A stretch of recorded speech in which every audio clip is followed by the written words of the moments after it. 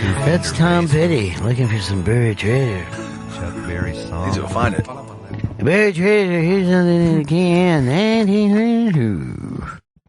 It's the Bennington show, one day before the last day, before Christmas break, which seems strange. That happened fast. It was a fast year. So this was 2015.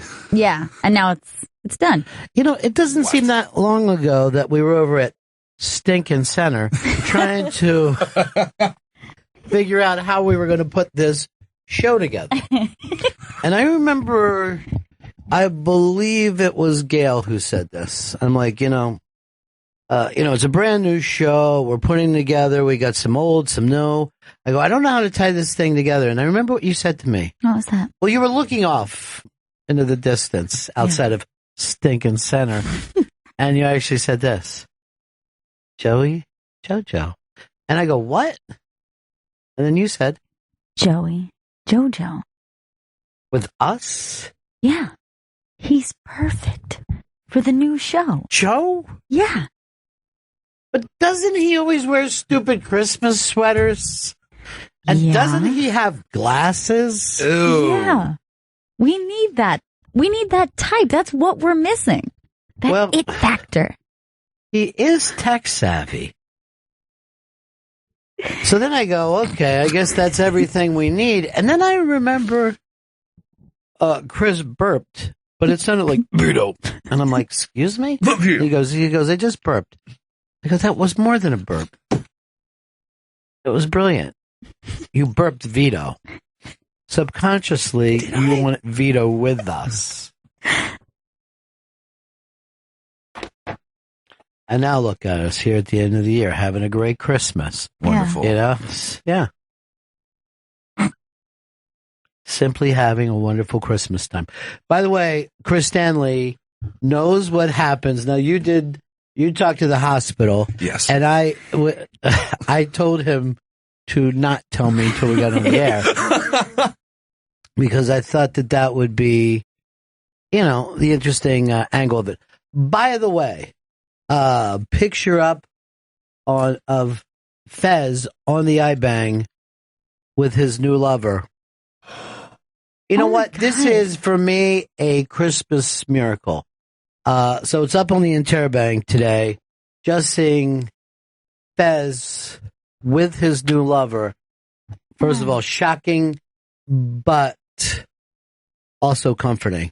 I'm so happy for him. Yeah. I'm so happy for him. I would be, except for Joe's here, and he doesn't have anyone this Christmas. Oh, true.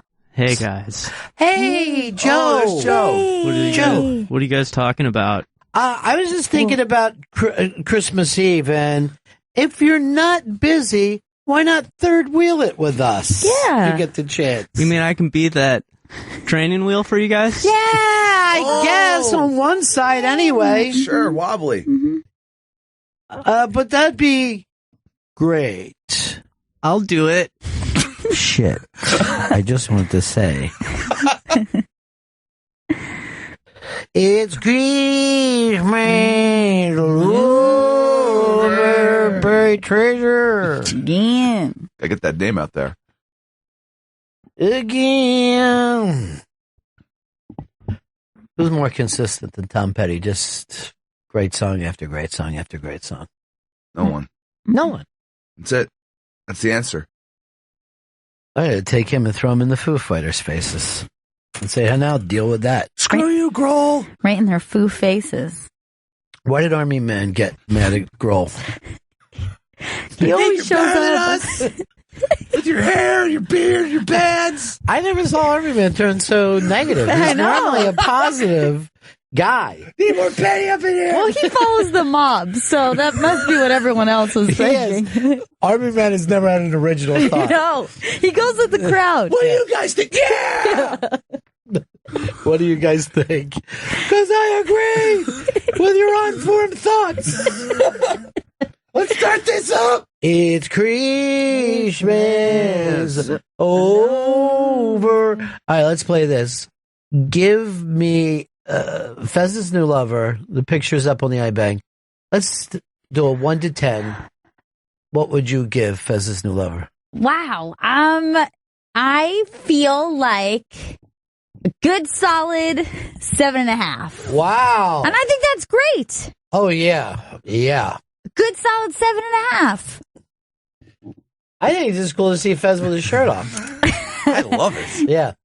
Nice to see your back. I like the I don't know why that can't catch on more, but it was always the thing to say to somebody with a backless dress. Nice to see your back. Get it? No one fucking gets that. What do you give number West? I can only go to 10. Yeah. Because it should be a 12. Because this is serious. I hate when someone tries to ruin your thing. 10. 10. 10 is enough. 10. This is Max. Max. You mean a Fez 10, right? Like not a real life standard. Yeah, it's 10. definitely a Fez 10. Joey Jojo. I don't have enough fingers to give it enough fingers, so I'm using Cashmere's and mine, and we're giving it a 20. See, they 10. ruined the fucking structure of this. 10. It's a 10. 10 Joe. is the best thing you Learn can from do. my mistakes. Sorry. I'm going to give an East German 3. You know what I mean? I know Yeah, you why guys, not? I know you guys are too young to remember the East German vote. No. But when the Americans would skate, you'd see like 6'5", 6'6", 6'7", 2.1. the East Germans would just be like fucking making sure that the Russians won.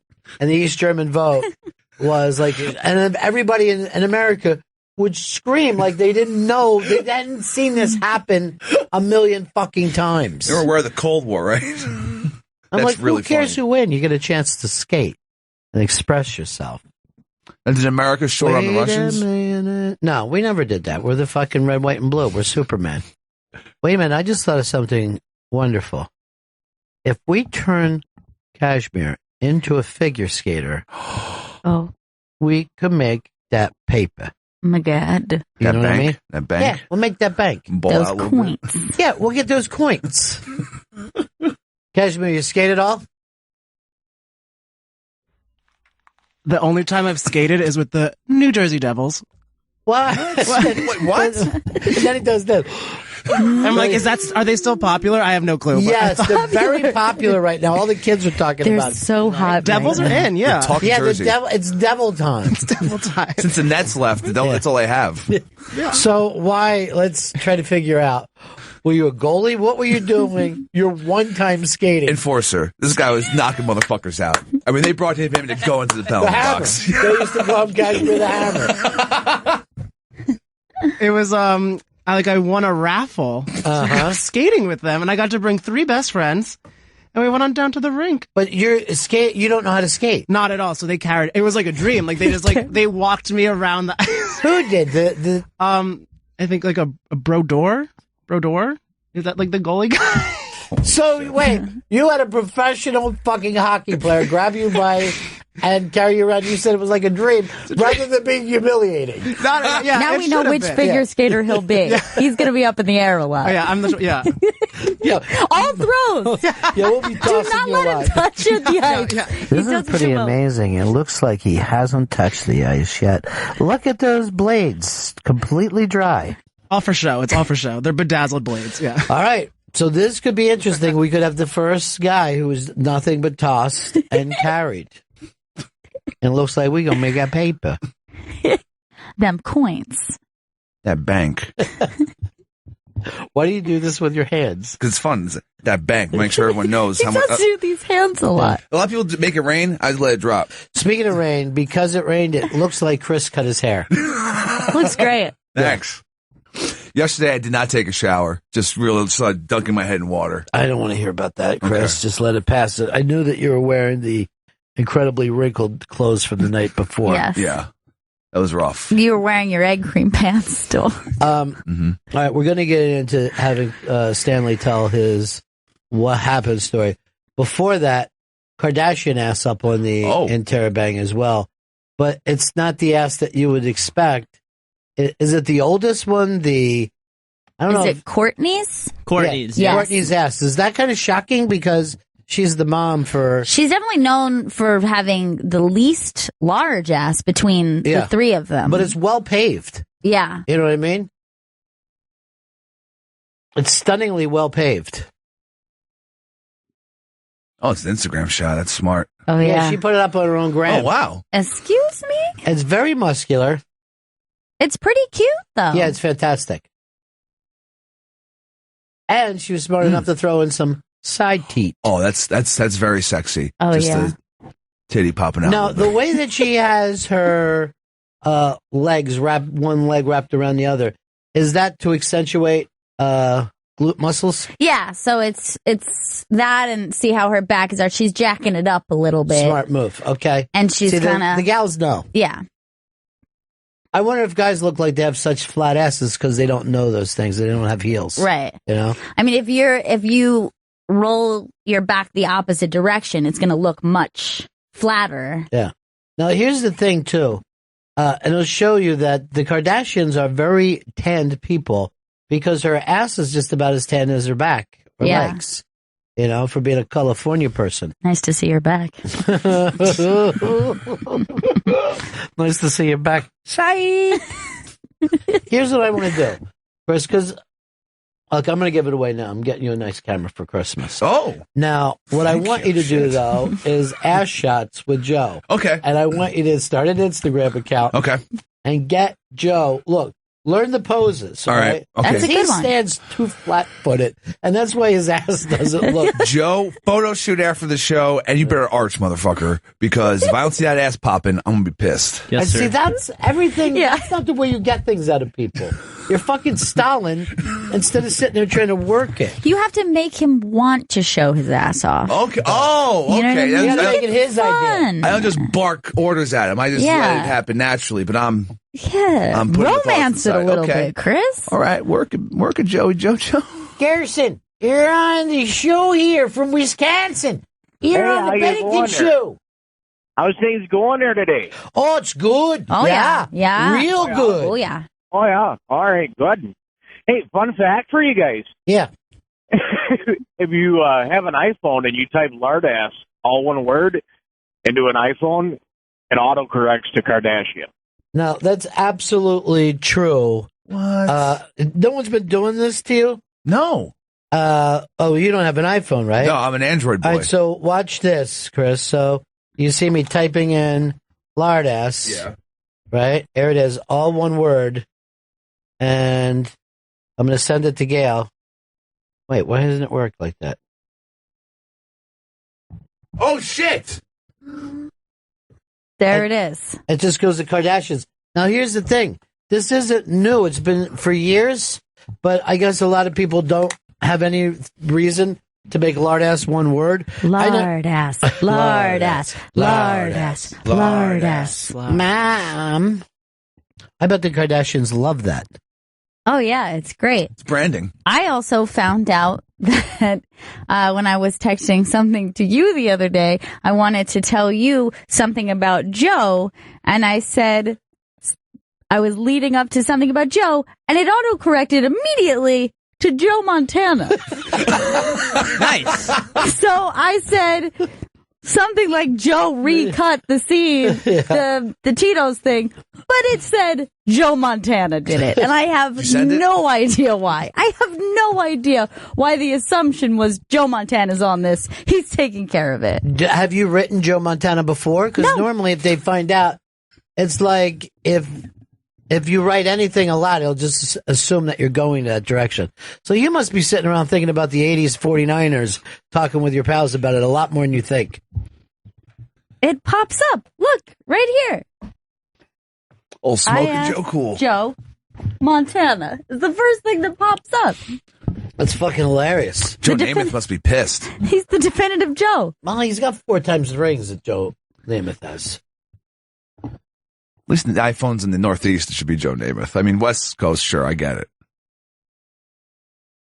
You know what? Joe Montana is from the Pittsburgh area, much like who? Oh, you act like you fucking know. Joe Namath. Oh, A lot of fucking great quarterbacks come from that Western Pennsylvania. Must be the water. It has nothing to do with the fucking water. Why would water make somebody throw more? They grab children, pull them out of the fucking coal mines, and just start having them throw at fucking tires 50 yards away. Chug it up. Yeah, the amount of quarterbacks that come from that area is stunning. Stunning. Jim Kelly's from there. Holy shit. Yeah. Is Marino from there by any chance? Dan Marino is from that area as well.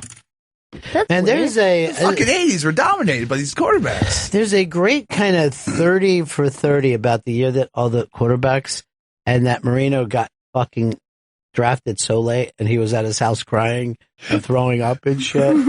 Why are you feeling bad? Yeah, for please, him? come on. Why wouldn't you just start laughing at him? Yeah. Because his life turned out great. Same thing happened to Brady. He was drafted last. Boo-hoo. And he's, remember that interview where he's crying about how it was the worst day of his He life? fucking cried. Yeah. Yeah, that's a fucking joke. You're Tom Brady. That was when he had 3 rings. Now you got 4. Chill the fuck out, dude. I liked in Little class. League that you would get drafted, but you didn't know where you went in the draft. So you would just get a call from the coach later. It's better this way. I got you. Hey, where did I draft, coach? Doesn't matter, son. Just glad that you're here. Glad that you're part of Linwood Sunoco. We're going to make the Sunoco chain excited this year. And tell your dad, every home run, free tank of gas. Holy shit. Nice. All right, so, well, you can't get past the Kardashian. He's act. just staring You love it. so Oh, deeply. God. Love Courtney. She might be my favorite Kardashian now. Is that right? Yeah, I think she's moved up. I'm Chris's favorite. I don't have the biggest butt, but I do have Chris's love. He's so sweet. She's actually available to you now, too. That's nice. Yeah. That fucking asshole's out of her life. Well, there it is, right there. It's right there. There it is. You can see it on the iBank today.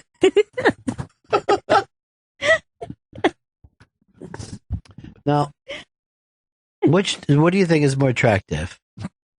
That ass or Fez's new love? Because I'm so happy for Fez's, like, define love, that's the more attractive thing to me. Carnal pleasure, Kardashian. It's amazing to me to just see him. He just looks so happy. Fez looks so happy. You know what I mean? Yeah, Fez is happy. But I see a smile on Kourtney Kardashian's ass, too. Right. See a He sideways turned smile. sideways, yeah. Yeah. It's like a smirk, really. It's pleased with itself. Sure it should be. Hell yeah. If I saw her mom, I'd be like this. Wow, your daughter's ass. I'd seriously eat it. I'm not even fucking playing games here. Wouldn't even mind. No, love it. Love it. All about it.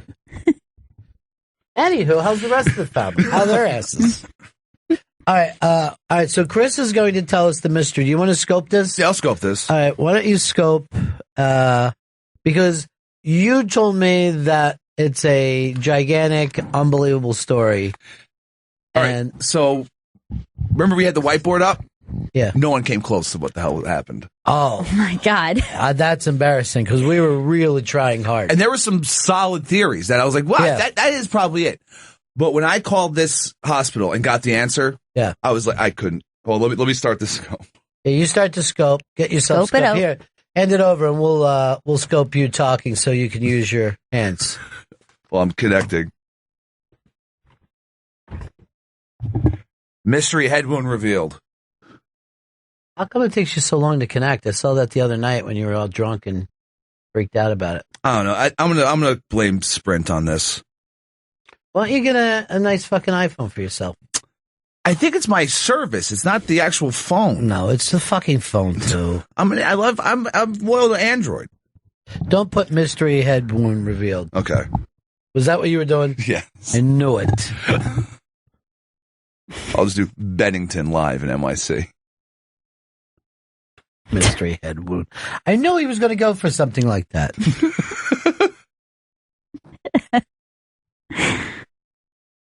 I didn't know it was so annoying to start a scope. Oh, yeah. Takes a lot to scope. It's initializing the video stream. Here we go.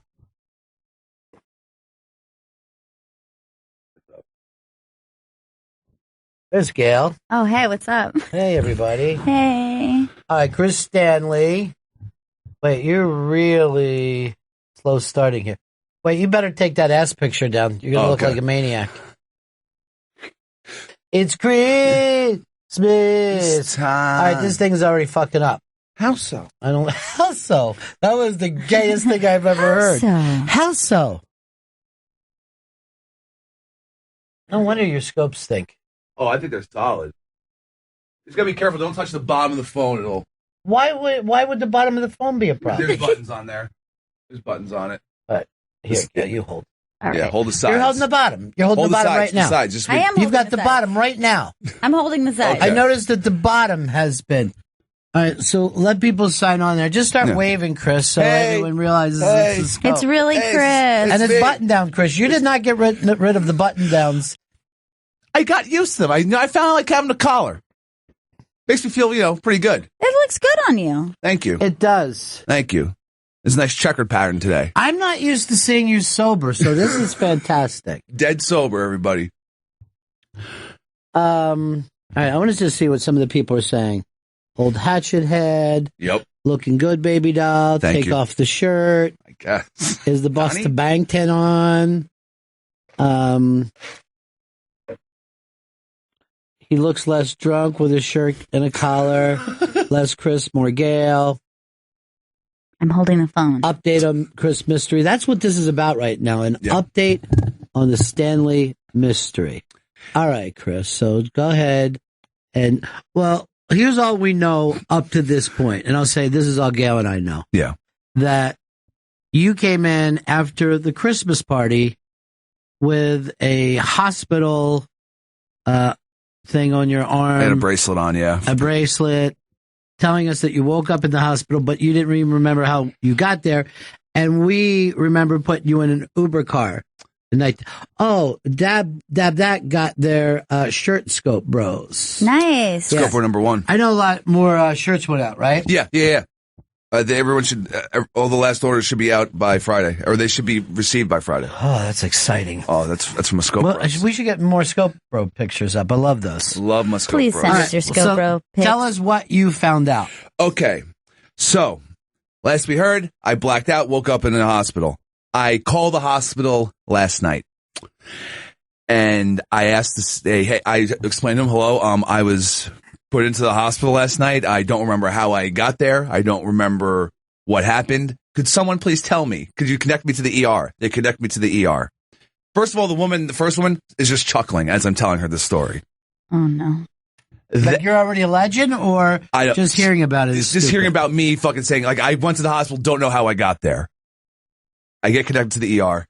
I go, hey, my name is Chris Stanley. I was admitted last night. Could you please give me the details? What was there a report? Was there discharge papers? What happened? They're like, please hold. They're annoyed already. Please hold. Please hold. I'm on hold for about 10 minutes. Doctor comes on.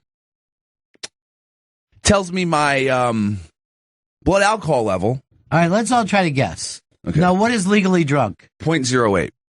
Okay, I'm gonna say you're a 1.4. I'm going to say you blew a 2. Wow, that would be ridiculous. 4 times the legal limit, 0.32 was my blood alcohol level. Whoa. Wow.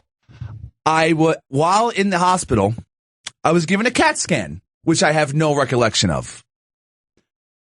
I was then given an IV. They did give me fluids. So they tell me all this, and I'm like, okay, Wait, how come you didn't have a hole in your arm? You even showed us. Yeah, there's nothing. There's no hole in your arm. They told me I You're was fucking Wolverine. Wait, it makes sense, though, because how would he have been able to even speak yesterday? Considering how bad off he was, he would have been really in trouble. So it makes sense that you got fluids. And you were pissing a lot yesterday. Yeah. It was constant piss coming out of me. And So pooping, but that was unrelated. 3.2. Yeah. 0.32. No, the pooping had more to do Yeah, with the that's garlic. exactly. There's an amazing amount of garlic Jesus. there. Awful. All right, so that's the doctor talk. The doctor tells me those details. And then I was like, all right, so do I have a concussion, whatever? Like, no, the CAT scan came back okay. I was like, okay, but could you tell me how I got there? Like, what happened? Did I come into my own? Did an Uber driver bring me in? Like, who came with me? So he puts me back on hold. I'm on hold another 5 minutes. And a woman comes on, I guess a nurse who was reading through the fucking, and it has a report from the EMTs. The report said that I was found in front of my apartment building, passed out drunk. The EMTs arrived. They woke me up. I ran away from them Oh my God. Wait, let's just stop there. Hold on. Because that is so Stanley. He always runs from trouble. You ran away? I'm going to guess. In my head, I thought, I don't need to go to a fucking ambulance. I don't need to go to a hospital. I'm just drunk. Dude, let's just remember this. Chris Stanley running is already famous on Periscope. I'm running from the EMTs at some point, fall and crack my fucking head open. They put me in the ambulance and I begin vomiting. Oh, sure. Oh, boy. And then they bring me to the hospital, Mount Sinai, Western Queens, where I am given a unconscious CAT scan to make sure my brain isn't fucking rattled and pumped full of fluids and left to sleep it off. But if that whatever person that passed by me didn't fucking wake me up, didn't fucking call the ambulance, I wouldn't have this head wound. No. But do you think you would have slept it off comfortably there on the street? Probably. Not comfortably, but I would have. This is the fucking problem with Uber. They got to take you out of the car and get you tucked into bed. Okay, here's what I'm going to say. Yeah. I don't doubt that most of this is true. Okay. But you have a fucking head wound on the back of your head. Right. How did you fall? How did you fall? They didn't explain that. They tackled you down. Oh, no. And they cracked your head, and they're like, this idiot fell. They walked into the hospital like, I don't know what happened to this dumbass. Oh, shit, you're right. They fucking tackled you. They tackled you to the ground, and you have no resistance in your body. And they're totally lying. What did you, like, hit a stop sign and fall backwards? There's no way you fell backwards on your head from running away. And my back. Once you get going, no one's going to catch you. So I got speed. I got acceleration. You got sacked is what happened. Your ass got sacked.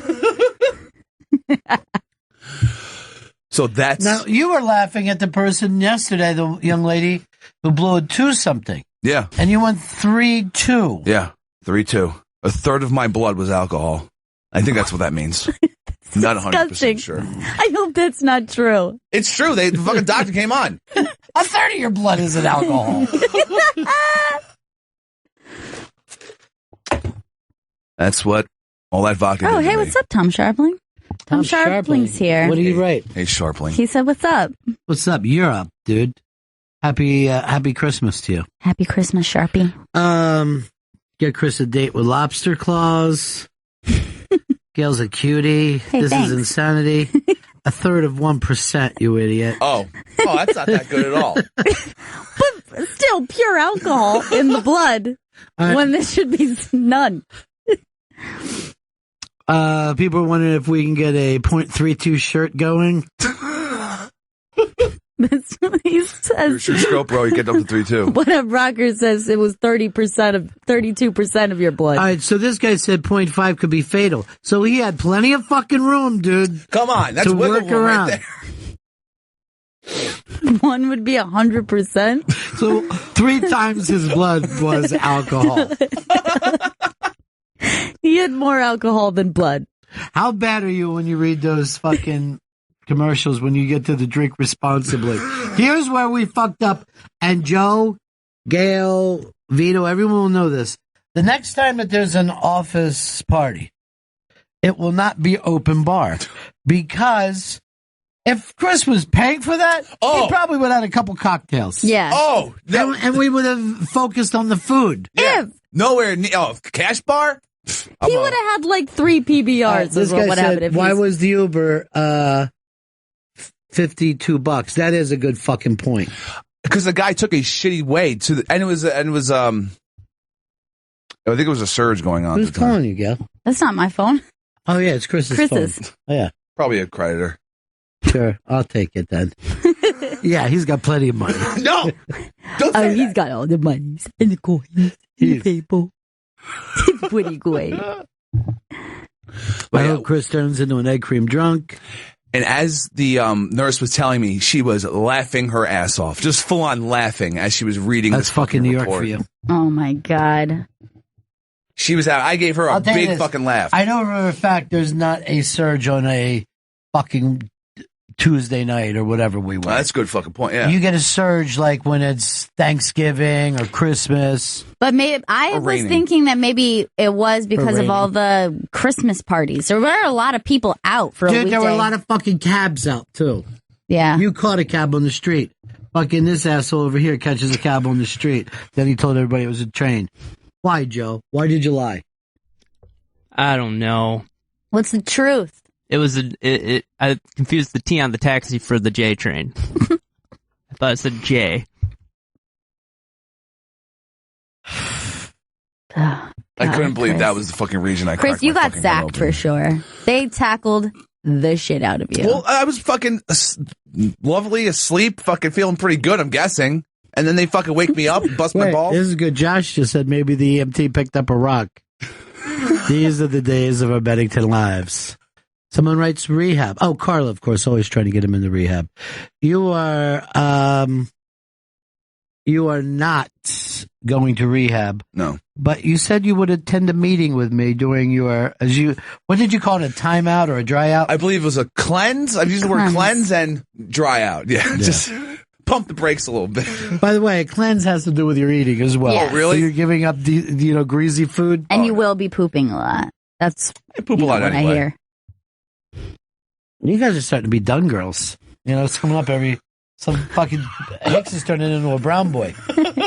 Now, I thought we would do this, and Joe, come on over, because we were all, I want you to come on over, Joe, because you're going to be the girl who hands this off.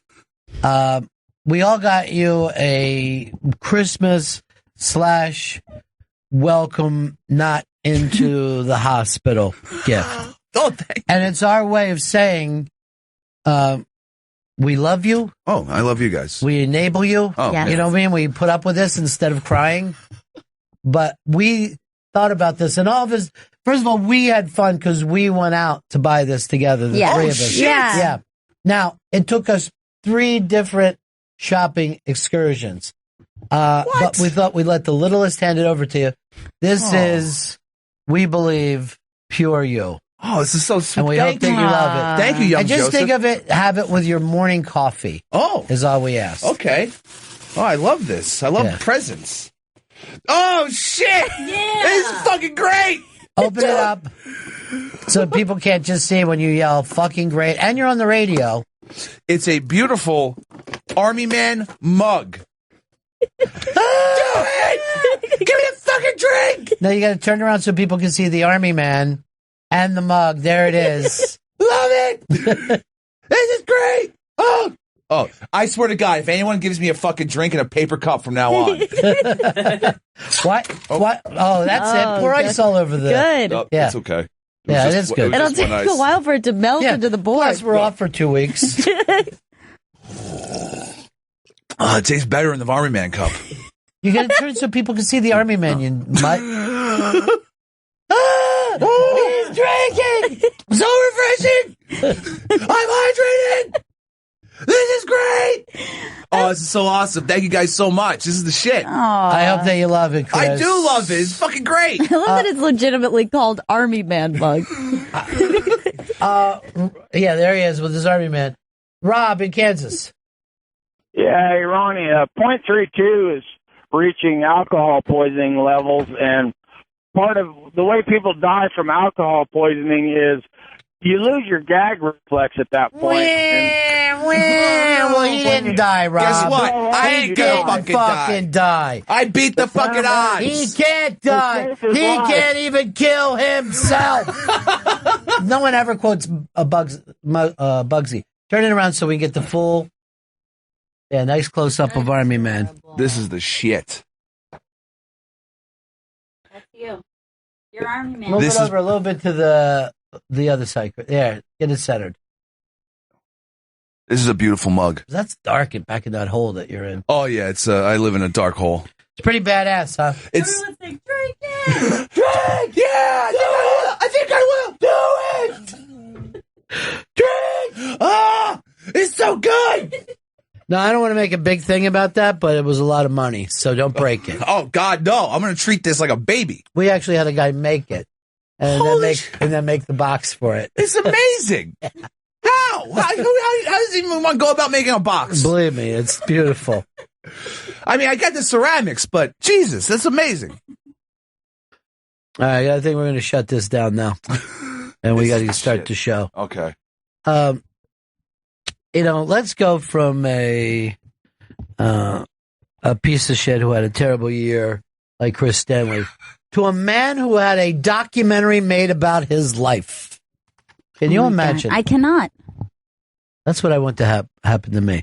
That a well-known, well-respected film director follows me around. I do nothing but tell my regular stories, and then people go into theaters and watch that.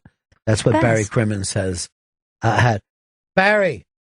Ron, how are you? What a year you had, buddy.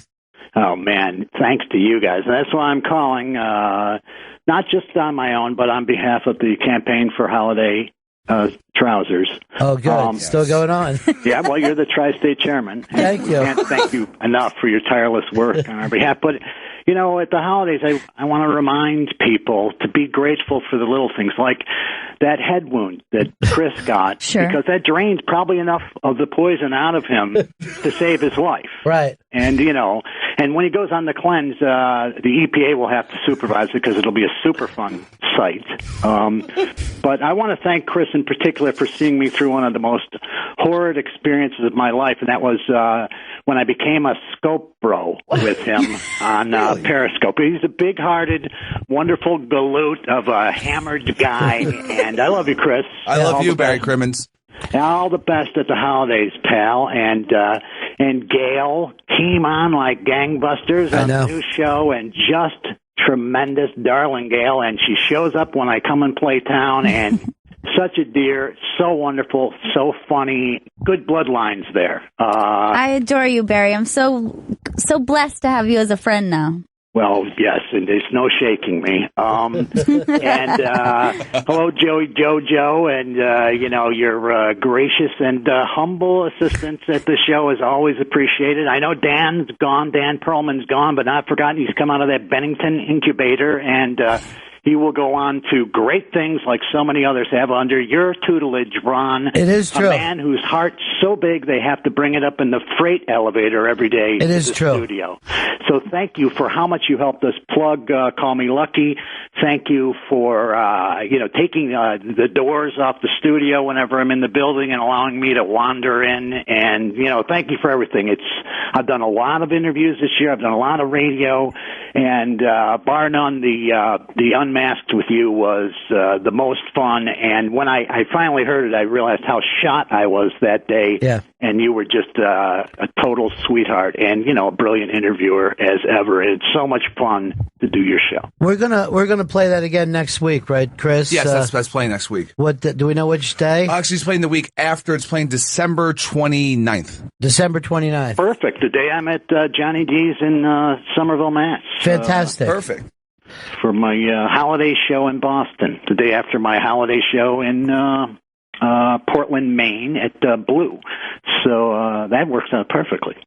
Well, Barry, best of luck to you, and have a great 2016, my friend.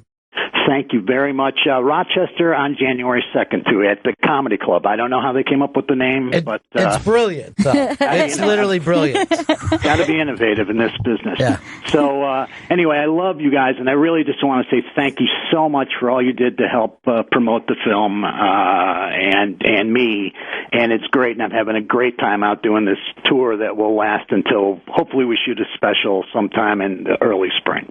So, I love you guys. Merry Christmas, Happy New Year, applicable season's greetings to all. All right, talk to you later, my friend. Love Peace. Take care, Barry. Bye, Barry. So what is that date again that we'll be playing that? December 29th. That's Smitty's birthday. There you go. Hardest punching man I've ever seen in my life, Mr. Terry Smith. Hit like a fucking mule. Like a mule. When we were children, he could knock out adults, and I know a lot of people like to act like, there was a tough guy in my neighborhood. He could knock out an adult. Jesus. Yeah. And did. Yes, of course he did. But heart of gold. Best friend or worst enemy? And which one do you want to be? I picked best friend. I thought it was a smart move. Yeah. Oh, yeah. But With that punch, with that punch, you've got to. With that punch in my wise mouth, we're gonna fucking go places.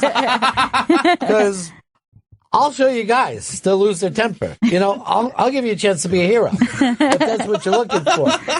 You want to be a white knight? Hang around with this damsel. So that's gonna be great. We're playing that now. Tomorrow is the Bill Burr Unmasked. And that has to do with his new animated series, F is for Family. Very funny. It's like Bill Burr, but it's cartoony. Okay. I like cartoons. I mean? Yeah. I like Bill Burr. Well, imagine if you saw Bill Burr as a cartoon dad. I'd love That's it. what he is. A kind of unnice cartoon dad. Based slightly on his own dad. But not enough that his dad could sue. Oh, good. I'm so excited we're finally getting to share this unmasked. It's awesome. I know, it's been around a while, hasn't it? Yeah. That came from the great Michael O'Brien. I don't know what his actual job title is, but if there's anyone in comedy, Michael handles their affairs with publicity and stuff like that. I mean, the biggest names. Now, you think with all that, he'd be arrogant, but he's the sweetest guy I ever met. He's the man. He's really awesome. Although I was with him once when he mistakenly ate a peanut, and he has a peanut allergy. Oh, shit. Oh, that's scary. Yeah, and I can't remember who it was. We were doing it down at the old comics. We were doing an unmasked. Is it Gaffigan? I don't think it was Gaffigan. Might have been Lewis Black, but I'm not sure. What happened? Did he go red or his Well, face got all puffy? There used to be a girl who kind of ran the backstage. This is when we were just XM. So a girl's job was to just take care of everybody backstage until we came out and did the show. And it was great. You could get food. I saw a guy get a haircut, whatever you want. Nice. We'll take care of. Wine, champagne, whatever you. So they bring in this. It's like Thai wraps, right? And they're eating it. And he's like, I hope there's not peanuts in here. She's like, yeah, it's Thai. There's peanuts. He's like, I'm allergic to peanuts. And we're watching the allergy take effect. Oh, God. And he's like, I'll wait till after the show. And we were like, me and whoever the act was just screaming at him, no! You can't help! Your throat is closing! Because I'm fucking always nervous about, any kind of choking thing. And, I think he went and had a shot or whatever, but he was okay. Yeah. But a great man. Oh, that is scary. Yeah, it was. It was a scary thing. And then, like, the whole time that we were doing the unmasked, I'm like, I'm saying to myself, I hope Michael's not dead. Much like when we put Chris in an Uber. And I survived. Here's what makes me annoyed by your story. Yeah. I walk home at night all the time. There's people passed out on the street. I don't fucking bother them or call 911. I'm thinking, you fucking asshole, you can't even make it to your house? Yeah. I mean, I don't mind that. Yeah, that's all whoever called this fucking ambulance that's the only thing that they say. That guy's an asshole. I hope it's someone that you know. I hope it's like a neighbor who looked over. I think it might be a neighbor. Oh, it has to be, right? Yeah, or my super. Oh my God, I haven't seen like anyone in my building really. I haven't ran into anyone. I hope that you tried to run and fell in front of him too. I had to have, because if they called the ambulance, if they cared enough to call an ambulance, they'd wait around for the ambulance. Just to watch the show. Oh, sure. Well, no matter what, it's really going to help your reputation in the building. Oh, yeah, that guy who passes out drunk and smokes. Guess what? Good luck getting me out. Maybe if I run into him, I'll just tell him I was roofied. Now, I know your doctor, the Pit Doc. Yeah. And he wrote about, your problems. And then he also says in this, maybe I got to make a switch with my Christmas present for Chris. No. What? There's no switches that need to be made. Come on, Pit Doc. I'm a responsible young man. There will be no more open bars. Oh, fuck. We can't risk it, dude. There's no reason that all the rest of us should feel bad like enablers. Do not feel bad. I made my own decisions. No. I don't worry about what happened to you this time. I mean, you go into a coma or you're dead or whatever. Then I will sit around. Yeah. Oh, yeah. That was the Christmas party we had. That Chris died. Yeah, exactly. But I didn't. And I'm not. We should have learned our lesson after the previous Christmas party. He cracked the back of his head open. And really, the only reason You're really into this thing now, too. It's our fault, really. Mm-mm.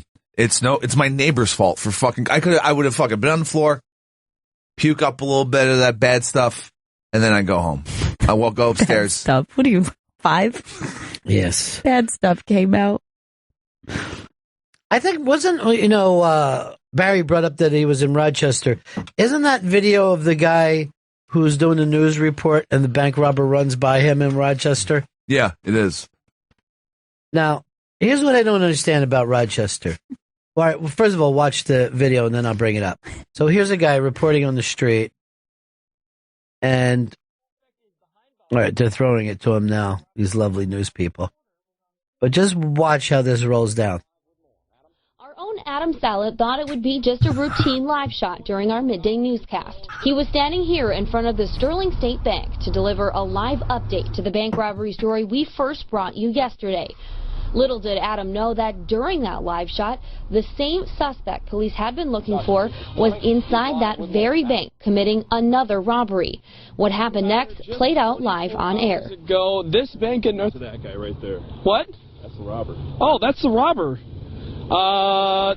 This is live TV, folks. That's the robber. Just went by. That's an employee of the bank alerting Adam that the man who just robbed them again was fleeing the scene. I'll talk to you later. Yeah, once I left that screen, my first instinct was to see if I could see the suspect anywhere else and also call 911 as fast as possible. Police arrived on scene and took statements as... You notice that the camera doesn't swing, right? What the fuck? That drove me nuts. That was the first thing I thought. He's in live TV mode, and he's trying to... Hey, cameraman, live TV, exactly. Turn your fucking camera, dude. I'm going to tell you what had to have happened. There is no cameraman.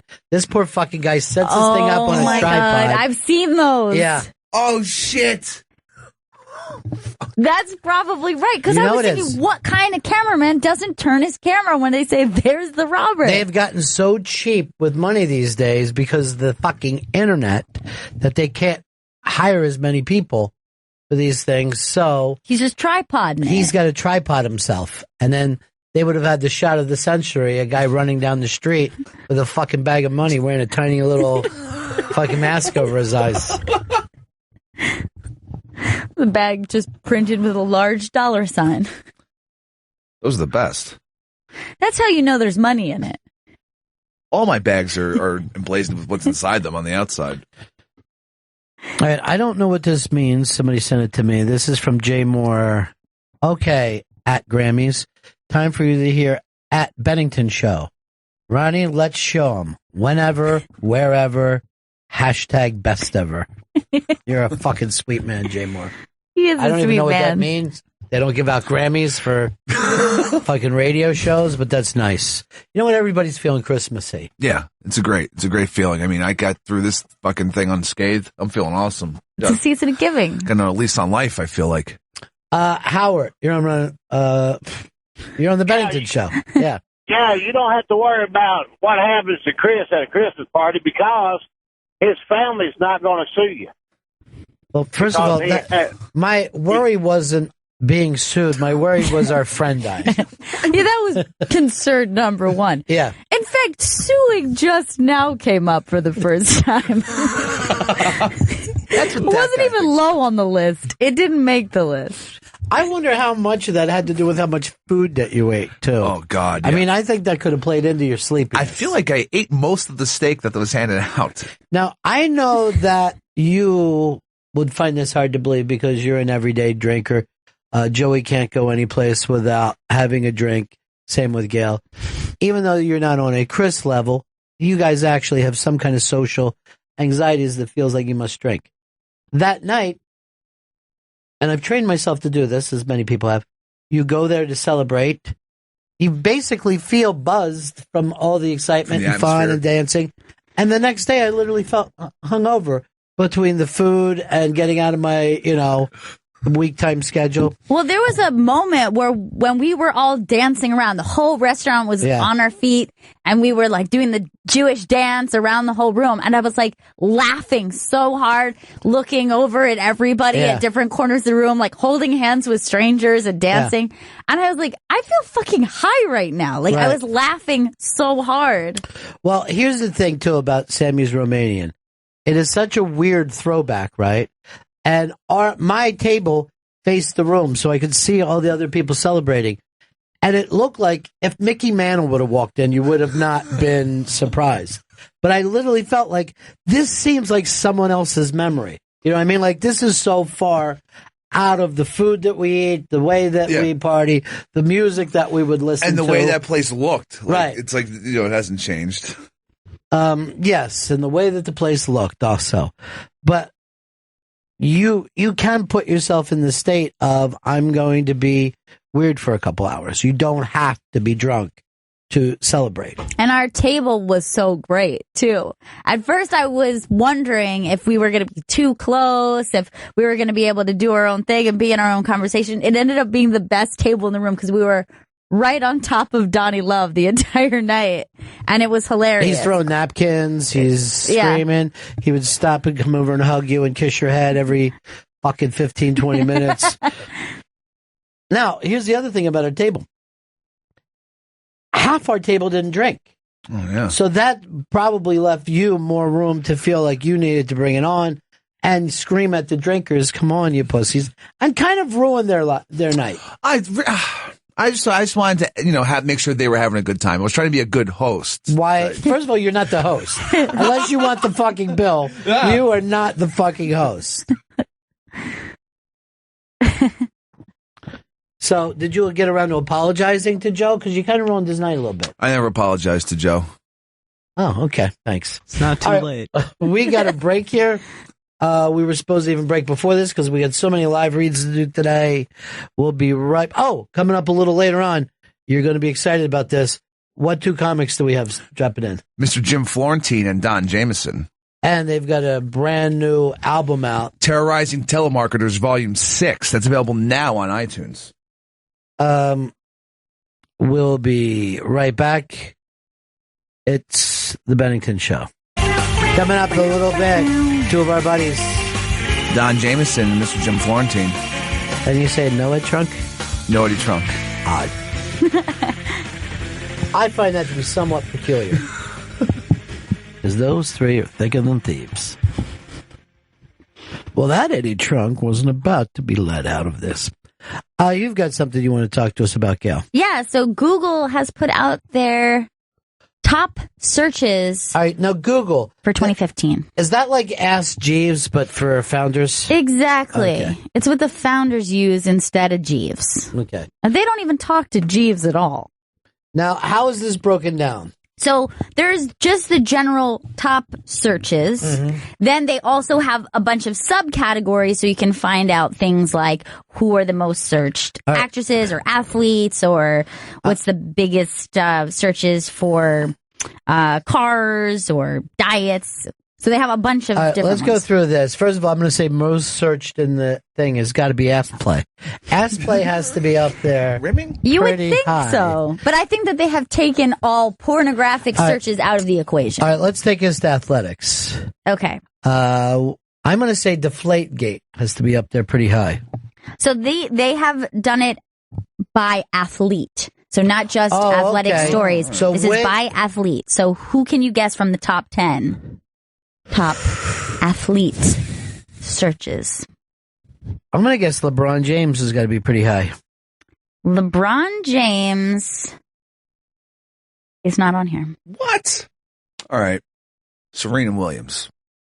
That's good. Serena Williams is not on here. Come on. Stephen Curry. Oh. Stephen Curry. Yes. Number 3. Oh, there's two people higher than him. Tom Brady? Yeah. Tom Brady Deflategate. is not on here. Oh, no. What athlete? Peyton Manning? Peyton? No. Eli? No. Eli. Lamar Odom. No. Do you want a hint for 1 and 2? Yeah. Oh, wait. I think I know one. All right. Got it? Yeah. Ronda Rousey. Ronda Rousey's number 1. Whoa. Most shit. searched athlete. You know why? Sport and ass play. Yeah. Nice. Both. And then the disappointing loss, and she disappointed everyone. Even though they told us she could beat up any man, Yeah. she can't even beat up any woman. She's a fucking Terminator. second. Number 2. Yeah. Also female. Not Serena.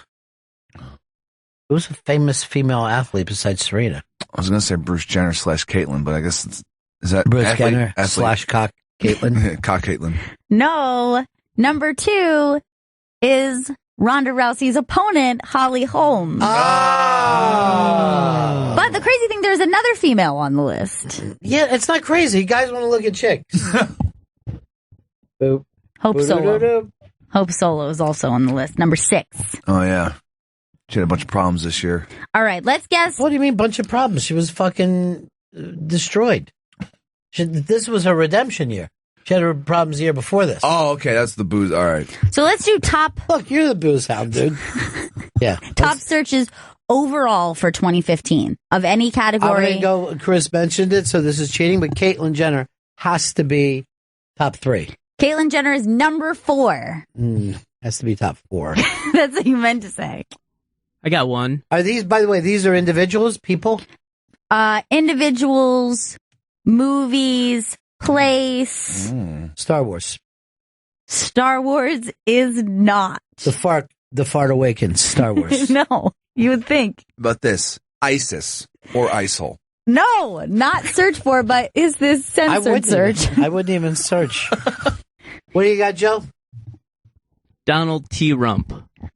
Donald Trump is not on this list. Bullshit. Google's full of fucking shit. Do you think they're lying about these searches? I know they're lying. That's why I'm a DuckDuckGo.com guy myself. I don't even know what that is. It's another search engine. Duck what? DuckDuckGo.com. Never heard of this. Yes, another search engine out there. Search something, Chris. See what happens. Let's search fucking... I'm going to send you to Google. Bill Cosby. How about that? No, you know what? Search yourself. Okay, Chris Stanley. Okay. I'm a Canadian professional ice hockey player who's currently playing with the Fishtown Penguins in the German second Bundesliga. So true. I was selected by the Vancouver Canucks in the 4th round of '97 NHL I will draft. never use Duck Duck Goose again. I'm also an actor. You're everyone but yourself. Oh my god, that guy's name is Chris Stanley? Yeah, he's on. Fucking such. Are you kidding me? Yeah, he's on Mad Men. Yeah. That means you're like the ugliest Chris Stanley out there. Old Bertie Draper's second husband. You're the goose to their ducks. Jesus Chris Christ. Stanley. Oh, there's a folk singer named Chris Stanley too. I got a feeling that Joe's friend fucking started Duck Duck Goose. Yeah, this is some bullshit startup out of fucking Bushwick. See the tech savvy one? Yeah. Sharpest attack. They're all pretty tech savvy. It seems like they're all tech savvy and good with the ladies. Doesn't really make sense, but yeah, it's never happened before. He and his fucking friends look like that stupid nerd show on TV right now. Big Bang. Big You look Bang. like the Big Bang fucking nerds. oh, you're so Big Bang. Hey, they're good with the ladies too. Well, on DuckDuckGo, if you search Chris Stanley, the actor comes up, and then me. In the middle of all this. Man, that's a terrible pic of you. Oh, God, yeah. Let's get that. God, that's disgusting. I don't know why I was growing that fucking beard. Why? I understand it now. the need to grow a beard. Ew, who would grow a beard? It looks exactly the same. There's nothing different in that beard. Why were you trimming it at least? It was wild, that beard. He never trims. Oh, man. It's like. When he gets too wild now, he just shaves and restarts. Yeah. But he never trims his beard. Oh, no, never. Never that. Fuck that. And it gets like steel wool. Like, it's gruff. It is a gruff beard. It is wiry. I get the same way. Pirate beard. Fucking thing's a pussy shredder you got on your face. Fucked up. All right, is any rest of this worth fucking getting into? The number one search is an athlete who was in the news. Oh, who killed somebody or something? No. Was it War Machine, that fucking UFC guy who beat up that porn star? Had a health issue. Had a health issue and was in the news. Oh, Odom. Lamar Odom is number one search. Well, yeah, because that works for the Kardashian fans, too. Exactly. It works for everybody. Then if he was number one overall, why wasn't he in the athlete list? I don't know. He's not an athlete anymore. He's not a current athlete. Yeah, I He's guess a that's former. why he was off that list. Come on, Chris. 2 and 3 are both movies. 2 and 3? Yes. And they're not Star Wars. Trumbo. First of all, the people who are in it don't even fucking search Trumbo. I've been on the search. I can't even find it in a fucking movie theater in New York. It'll be on demand soon enough. I like it. I like a movie that's released like that. Yeah. Like, I wouldn't go to see this in a movie theater, but I don't mind watching it here. Just click a button. It's on. Great. Oh, enjoy it. I don't know what. Summer blockbuster. Galaxy Quest. No, that was the previous summer. This was the big summer blockbuster of this summer. Was Avengers? Did Avengers 2 come out this year? No. Did it? Yeah, Avengers 2. But it's not that. I know the answer. What? And Chris Pratt was in this summer blockbuster as well. Jurassic World. That's correct. Number 2 search. Dude, Jurassic World came out in like 1992. Oh, What wait. the fuck Jurassic are you Park thinking? 5. Yeah. Then why is everyone Googling it then, huh? Why is everybody Googling Because we didn't have it? Google then. So now we do. Now we Now go we back can finally Google the things we didn't get to Google. stuff we were curious about in the early 90s. All right, and another movie? Yeah, the other movie was an Oscar-nominated movie. Concussion. Last year. Yeah. Nominated last year. Lincoln. Dances with Wolves. Yeah. Yes. Because we never got to Google We Dances. never got to Google it. But apparently there were real Indians in that movie. I just Googled Two Socks pictures. Yeah. Because I just thought he was so cute. When I was out west, was on a reservation, and I met some Indians, and I actually said to them, I go, now, are you from India or Native Americans? This is at a fucking place where I'm buying blankets. And then I ended up getting really sick from using those blankets. You a little bit cold? You want to maybe wrap up if you're so Put cold? a blanket. Wrap yourself in that blanket. It's a little chilly, isn't it? I don't think you're gonna get too sick. Look, put on a little small pack blanket. So soft. So soft. You're gonna love it. They're actually doing it. Look. No, please, it's free. Share it with your brother. It's my pleasure. No cure for it. It's so comfortable, there's no cure for it.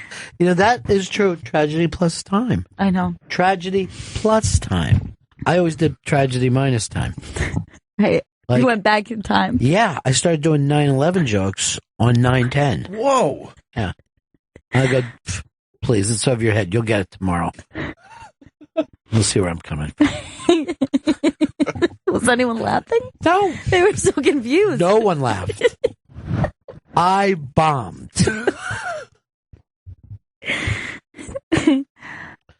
All right, so that's all of them? Yeah, that's every single one. It was American Sniper was the number 3 search. American I saw that Snipey. too. Yeah, the baby was fake. It was the world's worst fake baby. You never saw that? Uh-uh. You're fucking kidding me. I didn't see it. All right. I didn't see the all right, sniper. here's what happens. So he comes home he was stationed overseas, I think it was called Sniperland or something. Yeah, sure. Yeah. So he comes back to Texas because I think he was part of ZZ Top. Now, he has a wife and a baby, and this is the scene with the baby. Keep an eye on the baby. Look at it. It's a fucking doll. He just lifted a doll. God. I guess. Come on. That looks ridiculous. Yeah. That looks so dumb. What? That looks so terrible. What was Clint thinking? What the fuck is this dude thinking? He's an Oscar-nominated actor. Why wouldn't he say, Clint, I'm not doing this fucking scene? Dude, the world is filled with babies. You couldn't get a baby? Not only that, but do you really even need a baby in this scene? No. Just have the baby It's in the crib. in the crib. He's looking at a fake baby when he looks like that. That face you just made, was that a fucking doll? Now this guy's supposed to be a sniper. Perfect eyesight. And so don't do a baby. Why is he being so careful with that baby doll? Oh, it's made out of porcelain. That might be the worst scene in history. Maybe that's why everybody was searching it on Google. They were trying to look for that fake baby scene. Why was he stationed in Sniperland? I don't know. He was a sniper. Where else is he going to go? Plus, I didn't even recognize Jennifer Lawrence in that. She looks so different. Really different. She just had a wig on.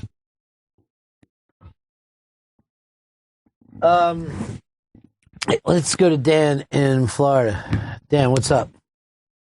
Hey, buddies. Hey, I just saw that movie the other night on the TV, and yeah, the baby was definitely really fake. But if you go a little bit before that, when his wife's in the waiting room, it's the most disgusting looking, fakest pregnant stomach I've ever seen in my life, dude. It looks like it looks like maybe the stomach from Alien. I don't know, but look at the fake baby stomach before the baby was born in that movie. So it was Clint Eastwood horrible, is man. just like so old now, and he doesn't give a shit about the women part of this. That he doesn't care how that comes out. Just stuff a pillow in Because there. the sniper scenes look fucking amazing. You know what I mean? Yeah. I mean, you think it would be really difficult to do a sniper scene, and then, he can't pull off these. They're just in a room with a baby. Just someone comes up to him. We just need your approval on this fake whatever. baby. Yeah, just take a look, because... Yeah, you got it. All right. I'm setting up a sniper shot right now. Go ahead. Make my day. All right, in this scene, you take the plastic baby and act like it's real. Twirl it around like you would a real baby. Lay it down without breaking its fucking neck. And action. Cut. Perfect. I don't know how I keep doing this fucking movie after movie. There's no second takes. Oh, one more thing. Obama. Yeah, I'm going to tell you something, sir. Are you talking to an empty chair? Yes. An invisible Obama's in that chair. I don't get it. Does anyone get this? Shoot it. Shoot me yelling at Obama. And I'm going to push him over. That would have been the greatest thing was when Eastwood did that. By the way, I am such a fan of his that the minute that I saw the clip of that, I just fucking turned it off because I don't want to think of him that way. But I thought it would have been perfect. He just pulls his dick out and just starts pissing on an empty chair. Oh, there's George Takei, as in okay. The Star Trek. Yeah. George Takei. Here, Obama, drink my piss. I know you fucking love it. Yeah, that's it. Just starts humping the air. Suck my piss. You just see all these Republican delegates, their eyes. Like one dude, yeah! Piss on that fucker! Get that urine out! Piss on that Keegan! Drain it, Clint! Drain it! You like this dick? I love it, Clint! Woo! Hell yeah! Wait, look out, sniper. Oh, that's just an army man mug that he has. Love it! Want a drink, son? Clint? Now I'm going to turn my ass around so you can lick my asshole, Mr. President. I'll rip you too, baby! Come on! Wait. That was supposed to be an insult thing, not a... Never mind. Not a sexual fun thing. Oh, go, Clint! I like the fake baby! Army man called him baby. That was uncomfortable. I like that too, baby. I love you, baby. All right, someone wrote in, DuckDuckGo doesn't keep a search history. Oh, perfect then. It's great. I like the sound of that. Yeah. Ask play. Oh, look, I did my name and it's actually me. Not a bunch of fucking people from other stuff. Pissed as that hockey player and that actor and that folk singer above me. The folk singer owns ChrisStanley.com. Never going to get that URL for myself. Oh, no.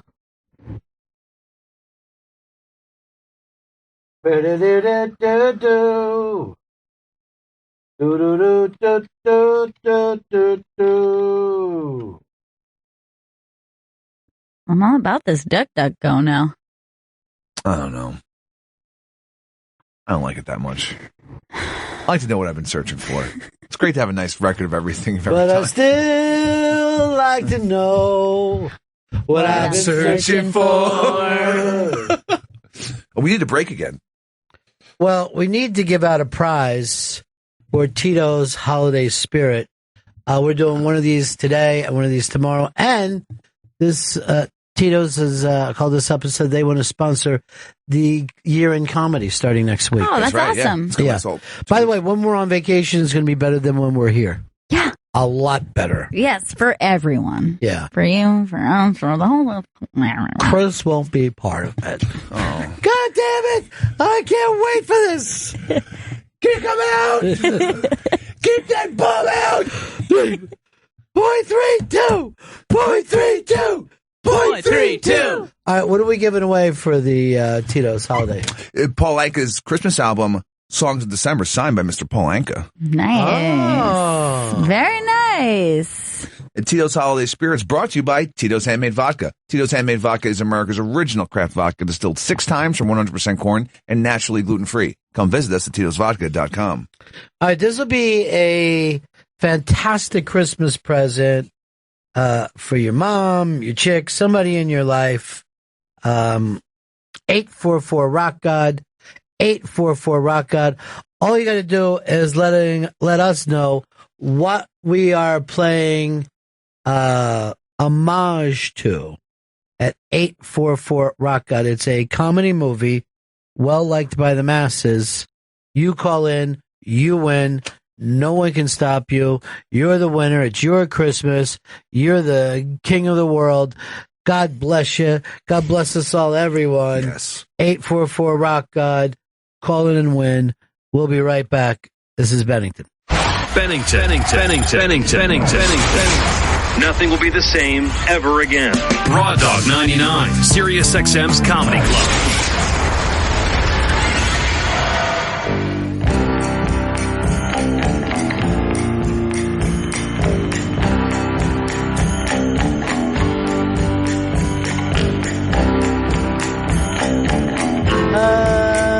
Ba, ba, ba, ba, ba, ba.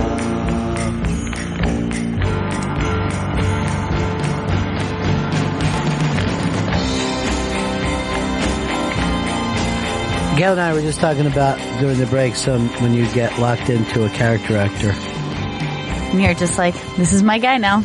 You know who was kind of my guy and then he blew up? And no, here's the thing. I didn't even know whether I dug him or hated him. Was Oscar Isaac. And now that he's becoming big Star Wars guy, I'm really thrown off. Yeah, well, that changes everything. You kind of have to keep him. They can't get too big. They can't become a superstar. Because then everybody appreciates them at that point. And that's not the point. No. Oscar, this is about me and you, not you and the world. He's Star Wars guy, and he's going to be X-Men guy. He's the main villain in the next X-Men movie. Good. That I'm glad because nobody will see that. But the Star Wars, everybody's going to say. Oh, the entire world. It's going to do over, I'm going to say it, and I don't mind saying it, it's going to do over $10 million. You think? 10? I know so. Trust me on this. There's one thing I know. It's how much money Star Wars is going to make. If it's 10, I'm going to be really impressed. We are doing the Tito's holiday specials here. They've been great so far. Today's is great. I'm not going to lie to you, though. Tomorrow blew me away. That's your favorite one thus far, you think? It's not so much as it's my favorite one. It's just that there's an impression in there that's so weird, and I can't believe it gets pulled off. I'll just say that. But today, we will be playing this. When we come back, tell us what movie we're paying homage to, and you'll be the big winner. Tito's Holiday Spirit is brought to you by Tito's Handmade Vodka, which is America's original craft vodka distilled 6 times from 100% corn and naturally gluten-free. Come visit us at titosvodka.com.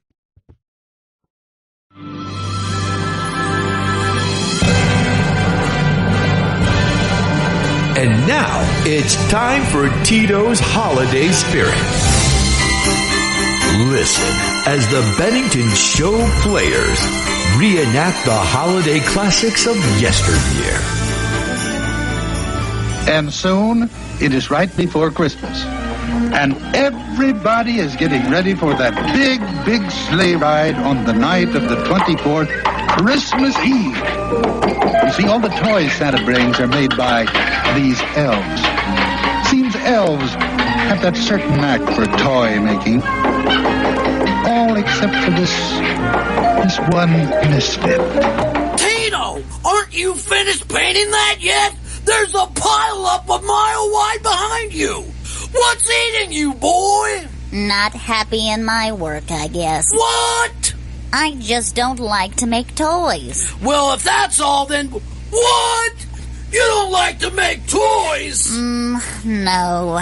Tito doesn't like to make toys. Tito doesn't like to make toys? Tito doesn't like to make toys. Tito doesn't like to make toys? Shame on you! Mind telling me what you do want to do? Well, sir, someday I'd like to make the first American original craft vodka. Vodka? Well, I've been studying. It's fascinating. I've been looking into building my own copper pot stills and condensers, really thinking about incorporating the boutique wine concept into the spirit industry. Now listen, you're an elf, and elves make toys. 10-minute break. Not for you, Tito. Finish the job or you're fired. Why am I such a misfit? I am not just a nitwit. You can't fire me. I quit. Seems I don't fit in. All right, I'm not familiar with this one, but if you are, 844 Rock God, 844 Rock God. Mark in Nashville, you got an answer? Yeah, I think I've heard this one. Would that be Rudolph the Red-Nosed Reindeer?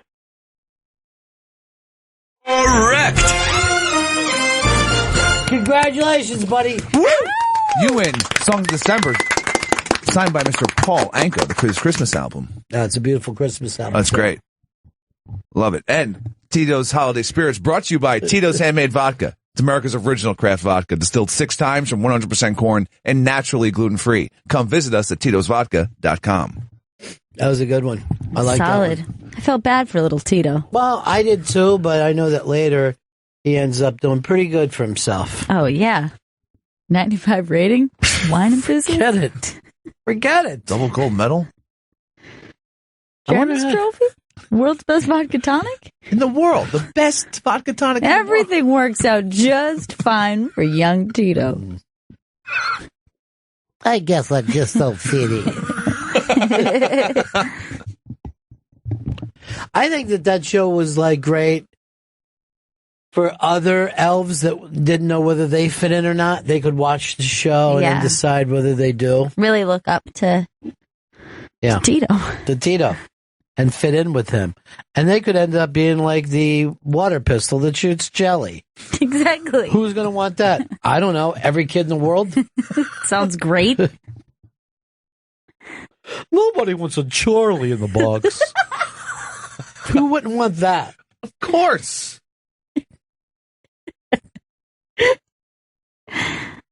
Bombles bounce. That was my favorite part of it. Yeah. Anything to do with the bomble. The Holderness family is back. And this is I would actually go so far as this. The Holderness family is so annoying that Anthony would approve of a black home invasion on this family. They're just the worst people ever. They became famous. I think it was actually 2 Christmases ago when they had a viral video that was like Christmas jammies. Yeah. It was every one of your coworkers and your like grandmother was sharing it, and now they just won't fucking stop. It's so terrible. And then they use their Christmas song like their Christmas card. You know, these people who tell you what's happened, a year in review for our family. Little Timmy's doing this and blah, blah, blah. You know how they make their living? Helping other families make viral videos. You pay them money. They're consultants? Yeah, they're consultants in the viral video business. Yes, they went into the viral video business. Awful. And they're the fucking worst. All right, go ahead and play it just a little bit. Let's look back 2015 and appreciate all that we've done and seen. Now Lola's on her first basketball team. She's better Oh, God, stop it. All right, here's my prediction. This is a guy that's going to kill his family and then himself someday. Yes. First he'll stack them like firewood, and then he'll put the gun in his mouth. And later in the video, their location becomes very disturbing. All right, and it might be a little familiar to you. All right, let's see. Let's keep playing it. fun with the kids. They did everything at swim meet. She couldn't stop sweating. And Oh, so he God. learned how to climb up walls. And he also learned how to slide down halls. Then he learned how to draw and decorate. And how many girlfriends do you have? 8. Daddy's pretty busier, no doubt. He tried a breast pump. He got blown out. He went into labor. That was pretty fun. For you. No, everyone. And he got a hernia from singing Adele. And they ripped us on SNL. Matt Lauer asked a question that I puked on him. Now my kids don't respect me. Let's all get out. Oh, come on. Look where they are. Let's all get out. Where, Stanley, how close is that to your place? That is 50 feet down. So they're trying to fucking steal you. Yes. They are stealing the location of Smoking with Chris. What are these, Connecticut people? They must be. They seem like Connecticut people. They must be. You know, am I crazy too with the jammies? It's almost like it's family porn somehow. Like for people that are in the whole families. Yeah, exactly. Check this out. Look at my family. It's bragging. The God. the Holderness are just pieces of human garbage. That isn't even a real name. Yeah, they made it up. They're fake. But soon you'll see them. They're like right in front of the giant Christmas lights. Cocksucker. No. Where we've all seen. There they are. On. There they are. How do we not see them? Merry Christmas. Look, is that where you get your buttered rolls? Oh, this is bullshit, Holderness. It is. Oh, that family. I hope They blew you away, too. No, they didn't. It's better than yours. No. That went more viral. Okay, so subscribe. They make me sick. Now they're all in Kourtney Kardashian's ass. Oh, God damn it. That was the ass that I was going to be in. Hey, Bob, what's up, dude? I just wanted to thank y'all. You know, I've been really down and not in the Christmas spirit at all so far this year. And, of course, Stanley's faux pas, and you guys having to worry about him. That even made it worse. Yeah. But the Tito's bit has turned me around. You're feeling Christmassy. It's really the holiday spirit. Christmas. Yeah, I'm with it. I'm going to force myself to be in a good mood this year and just be all Christmassy, too. Yeah. Let's all get Merry helped. Christmas. Let's all get helped. No, don't sing that song. Yeah. No. Let's all get helped. Yeah. Now, Chris Stanley, he's a scrope bro. I'll hear from his friend JoJo. Is that Vito drinking Tito's? Here comes Gail. What the hell? Let's all get helped. Oh, Yeah. I hate Let's all get elfed. Oh, my God. Well, I got another fucking goddamn enemy on the list, the Holdernesses, for fucking ripping me off. Last summer, Joe had chlamydia, so he... I went got help. I got elf. They're just fucking pieces of garbage. You know, like, when no one else is around, kids are sleeping, he's just looking at his wife. Honey, this has gotta fucking work. We're in over our fucking dicks with this mortgage. You fucking put on the jammies, bounce your titties, and sing about being a fucking elf. Don't give a fuck what you gotta do. But we're fucking dying here. I'm fucking drowning. You're gonna get fucking elfed with me. Everyone's gonna fucking think this works. I don't want to fucking go back to my job anymore. I'll kill you and the fucking kids. I'm not fucking kidding you. I'll fucking cut your throats. But go get your fucking elf suit on. Let's do this thing. Wake the fucking kids up. We're going to drive down to Stanley's fucking buttered roll place. Fuck. He fucking moved Scope Bro shirts like there was no tomorrow. Fuck. Fuck you, man. Just screaming at his wife. It always fucking turns out that way. It was like fucking the family that you think has got it together. Just dark. He's just taking fucking bills and stuffing them in his mouth. Eat these fucking things, because I got no more fucking else to pay him. He's just making his kids do 100 takes. No, it's not all of the above. It's the all of the above. How many times did I tell you? The fuck is wrong with you dyslexic bitches? You're embarrassing us. Yeah, just like at your fucking swim meet. Fatty. I gotta look out there and see you and fatty ass in a fucking Speedo. You're an embarrassment. Daddy's fucking dying. My medicine at. Maybe you don't want to live in a fucking box in the street? Then put on the fucking outfit.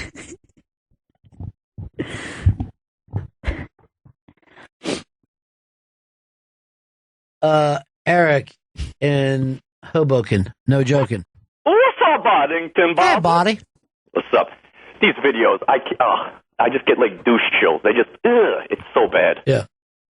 I'm wondering, do you think like in like 5 or 6 or 7, 8, however old those kids are when they're like 16, 17, they're going to be rapping about how they get like dewies and, you know.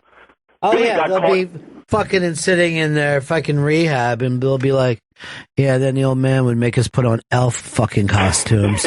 My little ball's inside this thing. All the other kids were teasing me about it. I was a late bloomer, and that could be fucking devastating.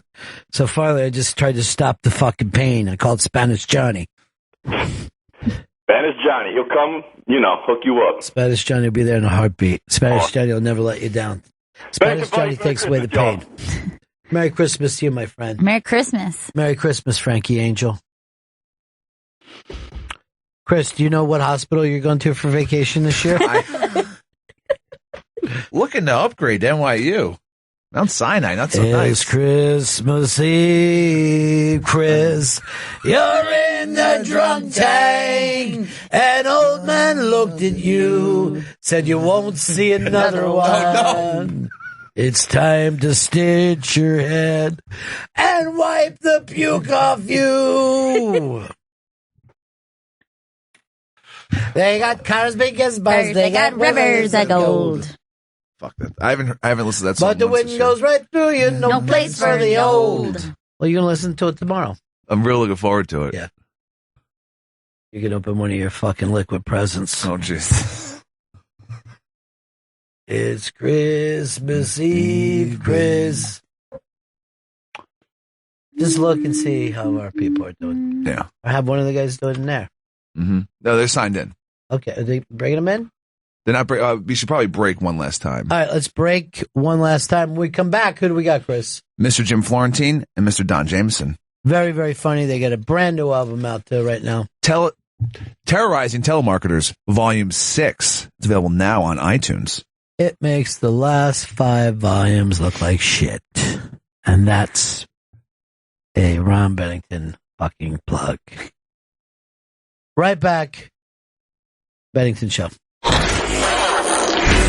You're listening to Bennington on Raw Dog 99, Sirius XM's Comedy Club. Chris Stanley, it's not often we get a couple of rock gods stopping and hanging together, but this is exciting. Jim Florentine and Don Jameson are in studio, and their new album, Terrorizing Telemarketers, Volume 6, is available now on iTunes, on Twitter, at Real Don Jameson and at Mr. Jim Florentine. These things are so damn funny and so embarrassing and humiliating and everything all at the same time. It hit number 2 on iTunes. There's no reason for that. I mean, my 5-year-old son laughs at all the tracks, so it should not be number 2 on the comedy iTunes charts. Believe me when I tell you, I try not to laugh because it's an antisocial thing that's happening. Someone who's unsuspecting is getting their kidneys kicked in and having their day wasted, and I don't know why it's funnier than any material that any comedian could sit down and write. Well, it's a little different where it's an incoming. It's almost like a heckler and a comedian buries the right heckler. about like that. They started it. Yeah. They started it by calling our house, so then we're going to mess with them. But they are doing their job. I mean, we have to think about this. So are we. We're no immature. One is. Yeah, that is true. That is true. But no one sets out to be a telemarketer. I don't think it's any child's dream. It's a lifelong dream of a child. One day. But what makes it even the other level of comedy is that there's two middle-aged men sitting in a house in New Jersey for weeks on end recording these calls and putting them out. That's the sad part of this. And the fact is, The Odd Couple could have not worked if there was two Oscars. And yet, in this case, it's true. Yes. It's Oscar and Oscar living comfortably. Now, you guys do live together. No. Oh, that didn't happen. There was a short period of time where you lived together, right? No, we never did. I thought there was a breakup that both you were in simultaneous breakups. No, that did happen about a year ago. Yeah. Both of our relationships blew up. Yeah. So then we were just sitting in our houses alone. We're like, what do we want to do? I don't know. Yeah. I got nothing going on. Do you? No. All right, let's do it. Let's wait for a phone. Yeah, we had a lot of rage and we had to take it out on somebody. So when is the time that you know you're going to get calls? Is there a time of day? Anywhere between like around 8 a.m. to about 8 p.m. Right. Pretty much in that 12-hour window. So you guys have got to be together for 12 hours. Yep. Just sit there and just wait for that phone to ring and root for it. And get mad if it's one of our friends. You're like, dude, call back next week. We're recording an album. We're in the studio right now. So what are you doing in between? You're watching movies, playing video games? Yeah, whatever. We're just hanging out, listening to music. Yeah. You can't listen to your music because it'd be way too loud for you to possibly hear the phone ring. We keep it low to make sure. But yeah, we just hang out. We order lunch and we just sit there and do some writing or whatever. And I'm glad you brought up. And by the way, the TV show that they do with Eddie Trunk is fantastic because it's guys who really love music and love talking about it. But I know you're both huge Sabbath fans. I don't know whether you saw the TV show Fargo, but they use war pigs in a scene there. That was one of the best things I ever saw. We didn't talk about that after it happened. But I'm watching this and I'm going, why hasn't anyone ever used this like this before? I had that same exact thought where, of course, this is such a dramatic, scary ass brought so much time. energy. And I was like, that's crazy this hasn't been used. Yeah. I don't think it's ever been used. No. Well, they just used a Pantera song, I'm Broken, in a Hardee's commercial, which is really great. So now, you drive past fast food restaurants and you just sing in Pantera. Yeah. They did. I know Eddie Trunk must be happy today because they did the Rock and Roll Hall of Fame and they finally let in Deep Purple. And Cheap Trick. And Cheap Trick went in as well. You guys are big Cheap Trick fans. yeah, absolutely. Yeah. I mean, this is their first time on the ballot too. Yeah. And they got in. Well, I know why too, because somebody that was pushing them is a big deal. And he said he was going to lock it in when he did my show. And that was Little Steven. Little Steven said, I brought up Cheap Trick. And he was like this. Yeah.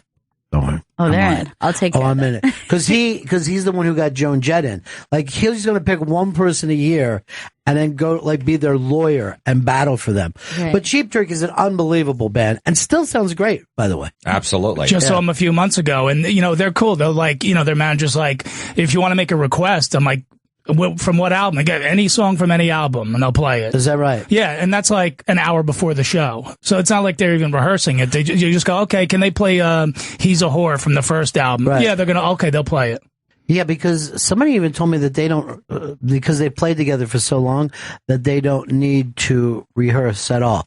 They still do a lot of gigs. They still do a couple hundred gigs a year, which is amazing. They're constantly out there. Is Bunny Carlos' son still playing drums for them? No, it's Rick Nielsen's son, actually. Oh, I'm sorry, Rick Nielsen's son. His son Dax. Yeah. Right. He play. Yeah. I wonder if Bun will be there at the Rock and Roll Hall of Fame. I know he had some health issues or something like that. I hope he shows up for that. Yeah, it would be cool. Yeah. He was always great because he was like the anti-rock star. He looked like he was 20 years older than every other guy in the band. Oh, yeah. Had a lit cigarette in his mouth while he was playing the drums. Well, that was the thing about that band.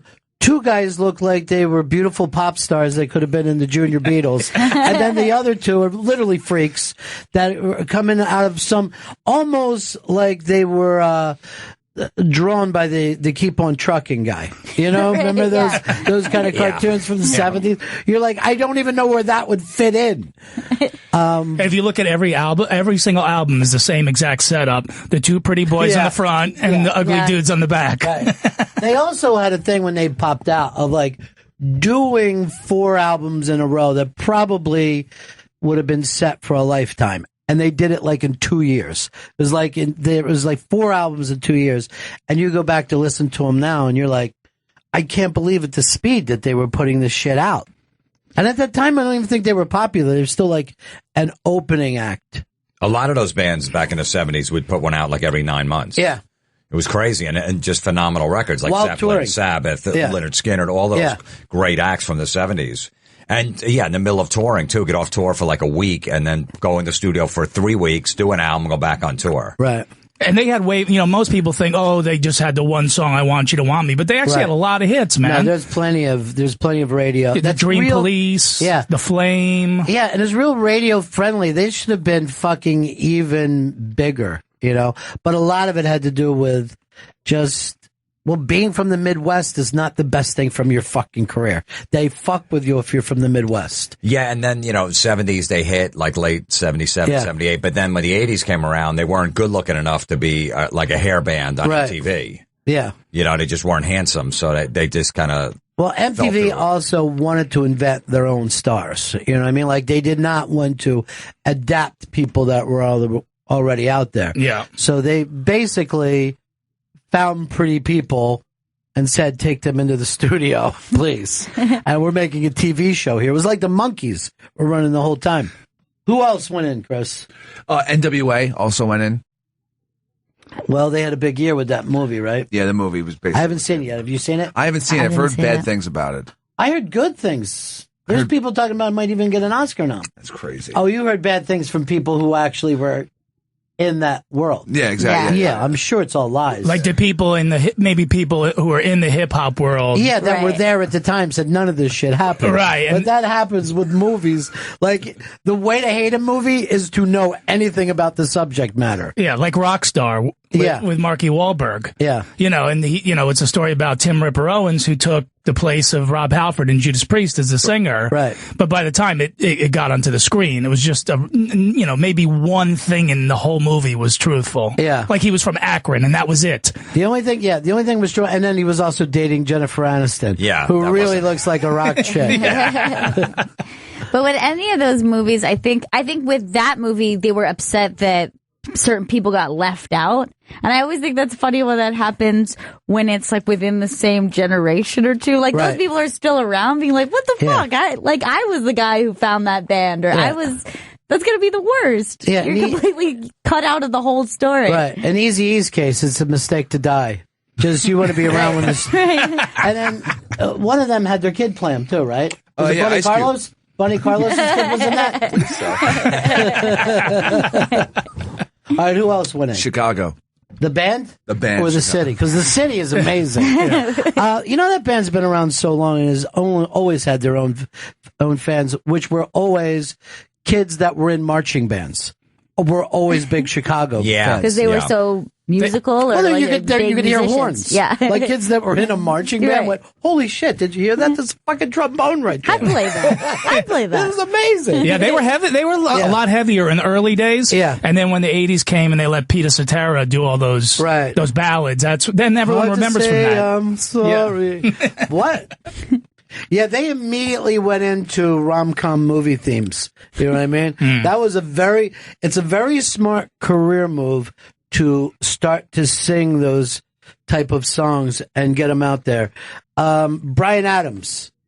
I don't feel like you can watch one of these things without Bryan Adams showing up with his gravelly. Yeah, Bryan Adams. It was the Peter DeBerg. Peter DeBerg was all over that. Those, About Last Nights or those Brad Pack movies. Yeah. He did a lot of those too, yeah. Joe Cocker tried it for a little while at the end of his career. Up where we belong. Suddenly it's wedding themes and proms. Who else, Chris? And finally, Steve Miller. It's hard to believe Steve Miller wasn't there before. Yeah, doesn't make any sense. That's a weird one. Now, who got left out? Well, Deep Purple's in too. Deep Purple is in, yeah. Well, Richie Blackmore's starting to play rock again after like 20 years, so maybe that's why they said, hey, hopefully he'll show up at the Rock and Roll Hall of Fame. Oh, you know what? Eddie Trunk actually said there were so many people in that band that he doesn't know how they're all going to fit on the stage over the years. Well, the drummer even said, he goes, I don't know who's getting in, but it's no secret that there's people that have been in this band who still hate other members of the band. So that's kind of fun, though. It might end up in fisticuffs if we're all on stage together.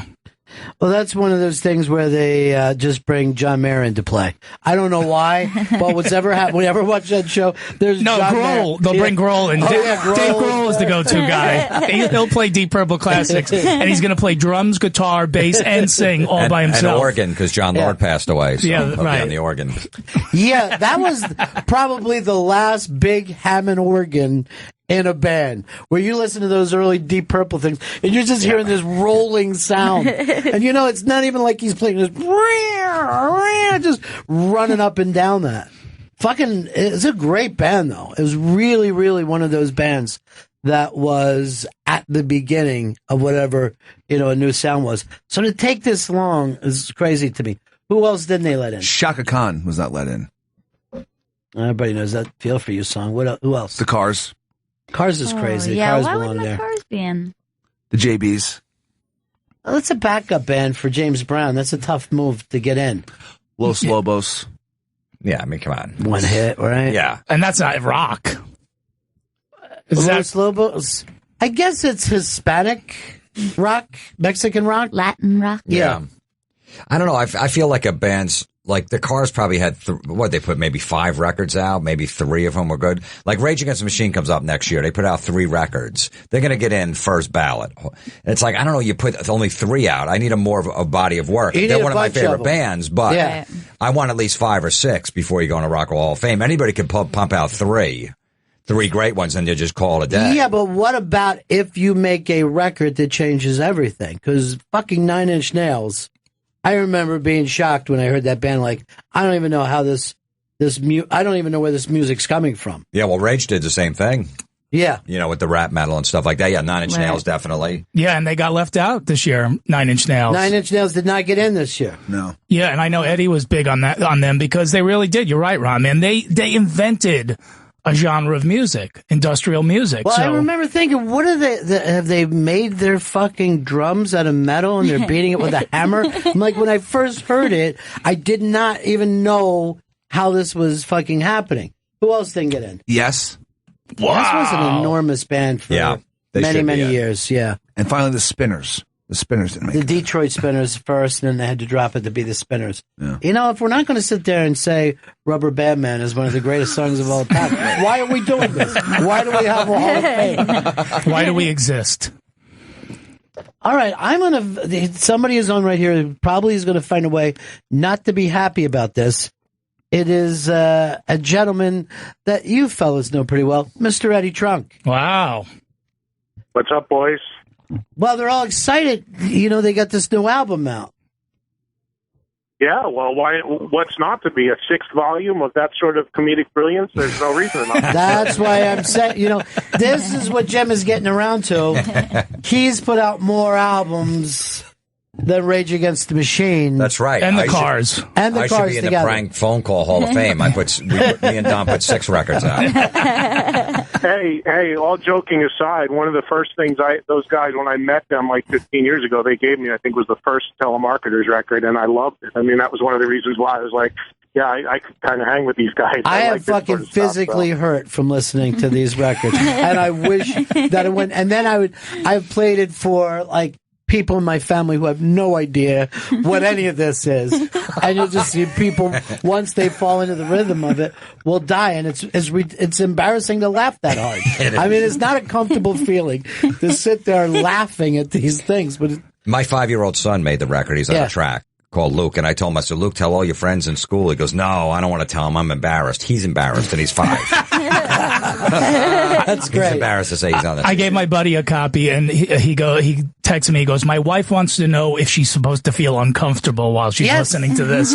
I go, "Exactly, she's got it." But it'd be one thing if you could just feel uncomfortable, but why are you fucking feeling uncomfortable and then donkey laughing at the same time? That's the part I don't understand. Eddie, are you super happy about this year's Rock and Roll Hall of Fame? Well, I don't know if you know this, Ron, but they made me a voter this year, and I actually had, for the first time in my life, after screaming for 25 years, a vote, and I had 3 of my 5 picks make it. So if I could pick football that good on Sunday, I'd be all right. Wow, So, Eddie Trunk sells out, joins the machine. I love this. No, I didn't sell out, but I mean, it would have been pretty stupid for me after screaming for 25 years about it when offered an opportunity to try to help make a change to deny it. So who made the offer to you? The Rock and Roll Hall of Fame. Their office called me and said, we want to know if you want to be a voter and be on the voting committee. Now, I don't get to pick who's eligible. Right. I just get to vote on the people that they decide are going to be eligible that year. And I did pick Chicago and NWA. He wrote in the Winery Dogs. I picked Chicago, 9 Inch Nails, Yes, Deep Purple, and Cheap Trick were the 5. You can only pick 5. So I got 3 of my 5 then. Right, who didn't he pick? Mr. Corporate. Who didn't he pick? He didn't I didn't pick Steve Miller, which was a tough call, and I didn't pick the Cars, which was a really tough call. But I thought 9 Inch Nails because they basically helped create a whole new genre. I mean, the number one criteria they will tell you for induction is influence. And even though I'm more of a Cars fan probably than a 9 Inch Nails fan, especially the early Cars records, you can't deny that 9 Inch Nails created a new genre of music. I think it's absurd Yes didn't get in. Yes should have been. I mean, and it's beyond comprehension that Deep Purple wasn't there 25 years ago. But the big shocker for me is that Cheap Trick made it. This was their first time on the ballot. So, I mean, I was pleasantly surprised. Well, out of everybody is Cheap Trick keeps touring. And to still sound that good after doing this for so long, it's kind of a miracle. I mean, Robin Zander is just ageless in his singing. Yeah. They're 3/4 the original band still, and they do tour constantly. And their influence is pretty wide. Like metal fans love Cheap Trick, like alternative guys love Cheap Trick. Straight up rock people. So I thought it was great they went in first ballot, but I was shocked that they did. And just something you guys were saying before about Dave Grohl, just coming in to play for anybody. The guitar player and all that will always be Tom Morello too. Basically, Tom Morello. Dave Grohl or Tom Morello. They're involved and plugged into everything. Yeah. But, what's kind of cool about them is those are guys that actually love music, all kinds of music. And surprising that people don't talk about that more. That most musicians don't even, break down the genres the way fans do. You know what I mean? Like, Ozzy loves the fucking Beatles, loves David Bowie, loves classical music. You're like, what? Really? And yeah, those guys are listening to music on a different level than most of Tom us. Morello's son is named Rhodes after Randy Rhodes. And you wouldn't think that he was influenced by Randy Rhodes by Tom's playing. Right. And he's a huge Randy Rhodes fan.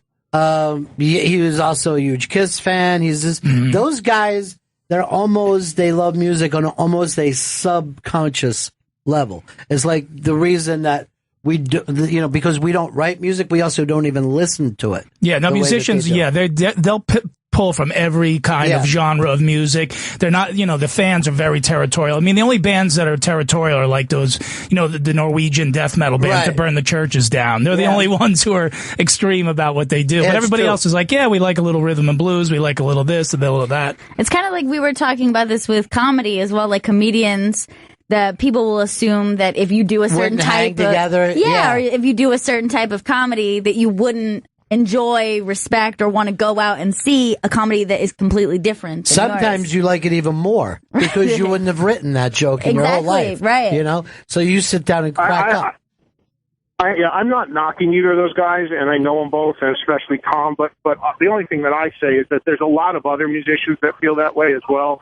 And I just feel that it's such a copycat industry that every single time anybody needs a go-to token rock musician, it's one of those two guys. Sure. It's like, there are other guys out there. I mean, Dave Grohl's on the Country Music Awards. He's on the hip. I mean, it's like you can just see in every boardroom, every network out there, oh, wait, we need a token rock guy. Call Dave Grohl. I mean, it's just like, it's unbelievable, and it'd be nice to see some other people get a shot every once in a while. It's not Dave's fault. But, do you think those other people are available or know that they would even be want it? you know, or, you know, how do you get Eddie Van Halen out of his house to go do something else, you know? Well, you're not going to get him to play guitar with the Muppets. But Grohl will do it. Yeah, Grohl will do anything. He doesn't give a fuck. This is great. And he really is enjoying it. Yeah. It's not like he's like, but you know how many of those guys that end up loving jazz? You know, those guys that play guitar can really relate to fucking jazz horn players. It's always amazing to me. Those guys are starting to bring up Coltrane. Speaking of jazz, Ronnie, I just had him in my studio last week, and he just put out this documentary. Robert from Metallica did a documentary on Jaco Pastorius, which, you know, is a renowned jazz fusion bass player. That's the guy that killed his wife in Africa, right? No, that's Pastorius. That's Oscar. Yeah, Oscar Pastorius. No. That was fucking fast. I thought he played bass too. It was almost a little too quick for the room. Everyone was like, oh, yeah, I think he did. I think he did. Jaco Pastorius was a phenomenal bass player, but when I was down in Florida, he was like sleeping on beaches and basically just fucking almost panhandling. Because of yeah, well, it's if you watch the doc, I mean, it's a tremendously tragic story because the guy was the guy, and his influence spread into rock music, and he played with Joni Mitchell and with all these different people, and he was pretty much considered like the greatest bass player alive. And you know, drugs and stuff, he just took a downward spiral, and at the end of his career, he's sleeping in parks and homeless, and he died. Which I didn't even know because he was just homeless living in a park in New York City, and he went to a club to see Carlos Santana, who he knew and had played with, and he wandered into the club, and he was just so kind of out of it that they tried to remove him from the club. They didn't know who he was. Yeah. He wouldn't go, and he literally got beaten to death that night, and then that's how he died. I mean, it's just tragic, but it's an amazing story. And Robert there's a guy, you know, the bass player Metallica, crazy fan of Jaco, that he actually put 6 years of his life into making this movie. So there's a connection you wouldn't expect, but, you know, it's an example of that. Eddie, how come you're not making documentaries left and right, one after another? I'm just trying to pay the bills, man. I'm trying to stay alive. Please, you got nothing but money. You're seriously. We're working on VH1 Classic money. I'm walking on a plane about to go to Fort Wayne, Indiana, so that's all you need to know. No, here's the thing. No one does a metal show anywhere with America without Eddie walking out and introducing it. Me and Eddie are really good friends, and the most conversations we have, but not even about music or friendship, is we better make enough money this year in SAG to pay for our family's health insurance. Because we're always, if you don't make a certain amount in that, then you have to pay out of pocket. And it's huge. It goes from about 20,000 to about 3,000. There's about a $17,000 difference. Right. So that's all we talk about. It's all about. So that's why he's going on a plane to Fort Wayne right now. And Jim said that next year Rage Against the Machine is eligible for Hall of Fame. Yeah, and 25 years. He thinks it's a shoe-in first ballot. What do you think? Probably, yeah, just because of the political angle and because they love Tom. But I'll tell you, I was shocked that 9 Inch Nails didn't go immediately. Me too. So it's a little curveball. You know, I thought that, you know, there's the, you know, Trent is such a, you know, happening sort of like, you know, guy to the, you just have to look at what Rolling Stone likes. And you'd be like, well, how the heck did 9 Inch Nails not go? So I think what's happened is, yes, exit row's fine, thank you. I'm sorry, I'm going off plane. No. You're not in first class? No. Someone he's paying. You just said it yourself. Yeah. When the company pays. Oh, yeah, that's how I am. I'll scream for first class unless it's my credit card. And I'm like, anywhere's good. Yeah. Put me anywhere. If not, I'm like, this is outrageous. Yeah, I'm not paying. Just got my reservation. I'm not paying $40 to upgrade to emergency exit aisle. I'll sit in the back and coach. Take my chances. But, yeah, I mean, I'm. Anyway, I think what's happening now is they're letting people like me vote, and as people get in, they let voters in, and like, you know, as voters, like now Lars has a vote because Metallica's in, and Lars is a huge Deep Purple fan. So all these people eventually can help change the tide as they open it up a little bit. I mean, there was a press release out. They got rid of a lot of the other voters. They made a big change at the Hall of Fame, like in the last year or two, where they let go of some of the older voters and brought in new people, and it opened the door to new people like, you know, newer artists and people like me. So hopefully, as they continue to do that and evolve, we'll start to see more rock acts get in. I'm not going to have much to complain about anymore with Rush, Skit, Alice Cooper, Deep Purple, Cheap Trick finally going in. It takes some of the fun out of it. I might need a new. I like the bitching better. You know what I mean? I really miss the Rush and Kiss fans, especially. They used to call every year and be furious. Now, who cares? They're in. Well, the best was Alex Lifeson's blah, blah, blah speech. Yeah. When Rush got in. Yeah. It was just such a slam to the whole thing. Just blah, blah, blah for 3 minutes. And two other band members standing uncomfortably behind him. Yeah, it felt longer. Was it only 3 minutes? Because it felt like it was 18 minutes. Eddie, how many people are voting on this? I don't know what the total voting committee is, but here's the thing. It's still tainted to me. Because it's still, when you look at a band like Deep Purple, who waited over 25 years after being eligible to get in, it still enrages me. So don't worry, there's still plenty of venom. But I mean, it's hard to figure out. It's like it'll always be tainted. Kiss will always be tainted. Rush will always be tainted because they ignored them when they're letting these bands in. You know, Red Hot Chili Peppers or Guns N' Roses first time eligible, and they're making bands like Deep Purple wait 30 years. Come on, there's still a lot to scream about. So that's my take, at least. I still have a lot. I still think there's a lot of issues that need to be resolved. Even Black Sabbath, I think it was like 6-7 years, something like that before they went in, maybe even 10. Ozzy at some point said, "Take me off the ballot. I don't want to do it." And that's when they came around and said, "All right, forget it. You're in." Van Halen didn't go first ballot. I mean, you got to be kidding me. So it's just there's still so much wrong with it, but at least there's some hope for maybe some positive changes now.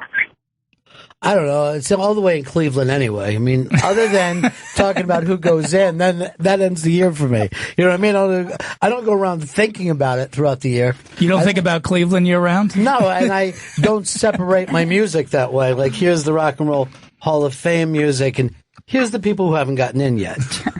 We're going to have to start, if they keep this up, we're going to have to start finding other halls of fame to get mad about. Yeah. Well, you want to join me with Pete Rose? I like to have that fight for no apparent reason. Hey, I just hung up the phone with Mike Piazza literally before I called you guys, and he's been snubbed by the Major League Baseball Hall of Fame now, to great outrage from fans for 3 years eligible. So that's coming up again, and if he doesn't go this year, I mean, I think it's going to be an all-out riot in New York because that's just absolutely ludicrous. The greatest hitting catcher of all time in Major League Baseball, and they're putting him on the sidelines because they think he might, by association, because he came up in the Royce era. I mean, it's so with zero proof of anything. It's just ridiculous. And why did they put a guy like Frank Thomas in, who was in the same era, who was huge, put up those unbelievable numbers no one's ever seen before? Why does he get in the first time? Well, to me, it should only be, and although it's not fair, just like when you're speeding, if you get caught, that's it. If you're not caught, you get to drive home as fast as you want. So anybody who actually got busted for this, I'm sorry, it's not fair, but you got popped. The other guy didn't. That's the way to work. That's the way it's played. Does this kind of thing enrage Piazza, or does he not care one way or another? I think he thinks that it sucks because he's just being made guilty by association. I mean, there's zero, not one shred of evidence of him having ever done anything except for the fact that he had unbelievable numbers for a catcher. But the thing I think for him is that, his dad, it was a huge part of his career, who's up there now. I mean, in age. Right. I think for him, he wants to make sure that this happens so that his dad can be there for it. I think that's probably one of the most important things. And, fortunately, all signs point to it finally happening this year. Even some of the early information is that it could happen finally this year. So that'll be a good thing. But, I mean, it's just ridiculous. I mean, they literally have nothing on this guy, but they're keeping him on the sidelines just because of the era he played in. Yeah, but the baseball voters are really the strangest of all. I mean, they're hardcore. Some guys will never vote for anyone first ballot because somebody never got 100%. So, I mean, I don't know. You don't have to be a fan of the team you hear the name Nolan Ryan. Who would ever say no? You know what I mean? It's just crazy to me.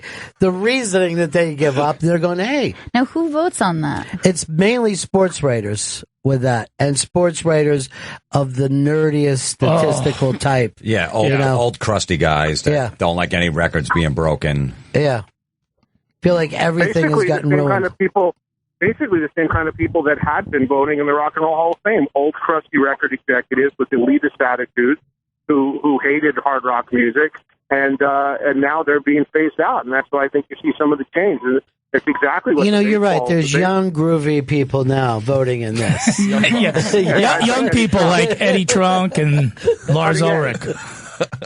Ronnie, I'm on the edge. I'm on the cutting edge of these kids today. I know you are, man. I'm telling you, you're always right there. Eddie Trunk, you're the best, buddy. Benjamin album release party, man. Come on, I'm on top of it. All right, Eddie, I hope your plane doesn't crash. I really do. I hope it all works out. That sentiment. Ronnie, thank you for that. Since we're taking off in pea soup and pouring rain, I really appreciate you. But if anything happens, this will be This will be Eddie's last interview. Yeah, I'll have it. Yeah. Yes.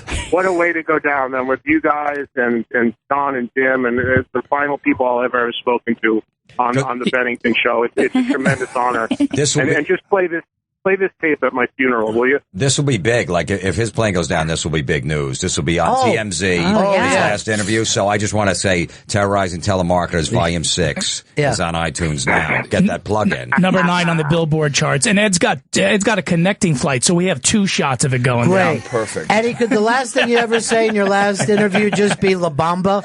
Just that would be really a weird thing. See you, pal. You guys suck. Yeah, that's it. Isn't that funny? It's like the only time you don't feel like joking about planes is when you're getting on one. You know, the day before is fine. Sure. Yeah. But when you're just taking, you're like, this is strange. Yeah. This building is going up in the air. I don't like this. Yeah. And he's going to Fort Wayne, so he's not on a 767. No. He's lucky to that thing. And then he said he was taking off in pea soup. Impossible to fly in this weather. Just feel like the window's open and rain is coming in and out. God. But then, we joke, but wouldn't that be fucking great for all of us? Seriously, we'd be on TV tonight talking about it. We joked, but all this felt kind of strange. No, we'd be the biggest dicks right now if that ever happened and this audio got out that we were just making fun of it and it really did happen. There's people pissed at us on the internet. Oh, yeah. We'd be like those DJs in Australia, like they called the hospital. Oh, yeah. That whole thing, like what piece of shit they are, how could they do that, how was it a joke, all that stuff, yeah. That happened with that metal show. I wasn't kidding around, but, when we had Janie Lane from Warren on the show, he had been, he struggled for... decades with drugs and alcohol, but he was real proud. He was like, he was telling us, off camera, I'm 6 weeks clean, which, there's not a lot to most people, but for him, it was great. And he was doing good. He looked good. He seemed really happy in a good place. And I was just, he was great on the show. And I was saying to people after, man, that would suck if we heard 2 weeks from now, he relapsed and we lost him. And literally 2 weeks later, he relapsed and lost him. And I told that to Lemmy from Motorhead, and he goes, so you're the one who killed him. That is, I can't think of, somebody died after we did the last interview. Oh, it was Kevorkian. Yeah. So that interview, suddenly everybody, even though they hadn't thought about him in a couple of years, they just went back and picked up the interview because it was the last thing they had to deal with. And you're like, well, this is kind of great, huh? This is fantastic. Yeah, I was kind of mad. I was kind of mad at you guys for a while after that because Kevorkian was probably one of my top favorite assisted suicide doctors. He's up there. Yeah, he's got to be up there. Look, here comes somebody bringing a bunch of young ladies by. Wow, doing radio. Are you single? Any of you single? Come in. Yeah, I think Kevorkian should definitely. I don't know if he's in the assisted suicide Hall of Fame or not, but he should be. I don't know if he's going to get first ballot. No, you don't think so? No, there was a lot of controversy. There was a lot of controversy with him. Maybe they want to just. Here's what happened, and this was part of that era. But a lot of those guys, they actually killed themselves when he was just sitting there reading a comic book. I mean, he just made sure it didn't go bad. He didn't do much assisting. Yeah, really, to me, you've got to show up with the medication. You've got to start the drip. You know. See, that's why I wouldn't put him in first year. I'd make him wait a couple of years. Yeah, if you're 70 and sitting around reading comic books, it's time to go. It is. Yeah. It really is. That is true that there's... You're reading an Archie comic and you're 75. There's a lot of jobs that don't have a Hall of Fame. And it would be kind of cool, like, if we had a presidential Hall of Fame that people could sit around and debate whether Buchanan belongs in there or not. Or you take a real short term like Jack Kennedy had. Oh, yeah. I mean, does he really belong there with a lot of the two-termers? But look at the numbers he put up. Yeah, he did put up amazing numbers, and he almost blew up the world. I like the idea of a former president being disappointed of not getting in. Yeah. Like, you were already Carter. president. You're like, yeah, but I didn't get in the Hall of Chester Fame. Arthur wanted so bad to be in. I guess Ford's not making the cut. He's not even going to make the ballot. No. But we kind of have that for that Hall of Fame with the Mount Rushmore, right? Yeah. And there was some talk about, hey, maybe we could put Reagan's face on there. And people went, you know how fucking expensive that is to do now? Forget it. Why don't we just go out and use that money for something good rather than have a big Reagan face for no reason? Make a website instead. At the time, I guess there was enough money to go around. I don't know. But you would never do something so ridiculous. You don't need a Reagan mountain. Yeah. We want one, but we don't need one. Just his own mountain. Well, but I'm going to look in to get more of this. I know this. If you got fucking with telemarketers as Hall of Fame, you guys have got to go in. Jim Florentine and Don Jameson are in studio. Terrorizing Telemarketers, Volume 6 is available now on iTunes. And Don's performing New Year's Eve at the Funny Stop in Cuyahoga Falls, Ohio. Go to funnystop.com for tickets. And Jim's performing at New Year's Eve at the Mount Airy Casino in Mount Pocono, Pennsylvania. Go to mountairycasino.com for tickets. And this weekend, tomorrow and Saturday, Comedy Connection in Providence, Rhode Island. Sweet. You love that place, right? Oh, yeah. It's great. Old school. That is down real. and dirty club. Yeah, real old school, and normally gets a bunch of Boston comics. So you know that audience understands to show up and be ready for a show. Boston comics are phenomenal. It's best comics in the country, without a doubt, coming out of Boston. Always. Always. Well, you know, we had Barry Crimmins on earlier today. Oh, he was in? I love him. And he is one of the reasons why, because he started that scene. He being a comic himself, he was one of that, hey, you got to be original. Don't be doing anybody else's thing. And that has stayed in Boston. And you can't say that for many other cities, you know, where the guys will go, look, I don't care what you do, but you have to be true to your own personality, you know?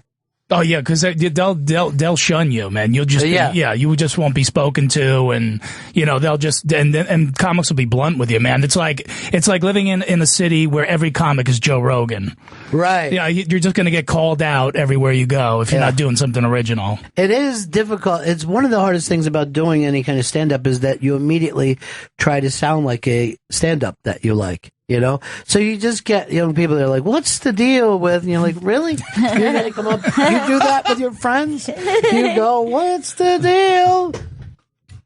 Supermarket is not that super. Grandma. Here is. Let's go to Guy in Peekskill. He wants to get in on some of the Hall of Fame talk. What's up, Guy? Hey, Ron, huge fan. Hi, Gail. Love you on the show. I got a comment about Mike Piazza. Now, I may not be the best qualified to comment on it because I've watched him catch for about 9 minutes. Okay. I'm a big Yankees fan. But Mike Piazza, I don't think he's not, unhappy that he's not in the Hall of Fame. I think he's grateful that he's in baseball at all.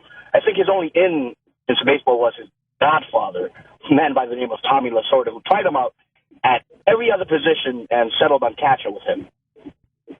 Well, so you're actually saying that you don't think Piazza is a good ball player?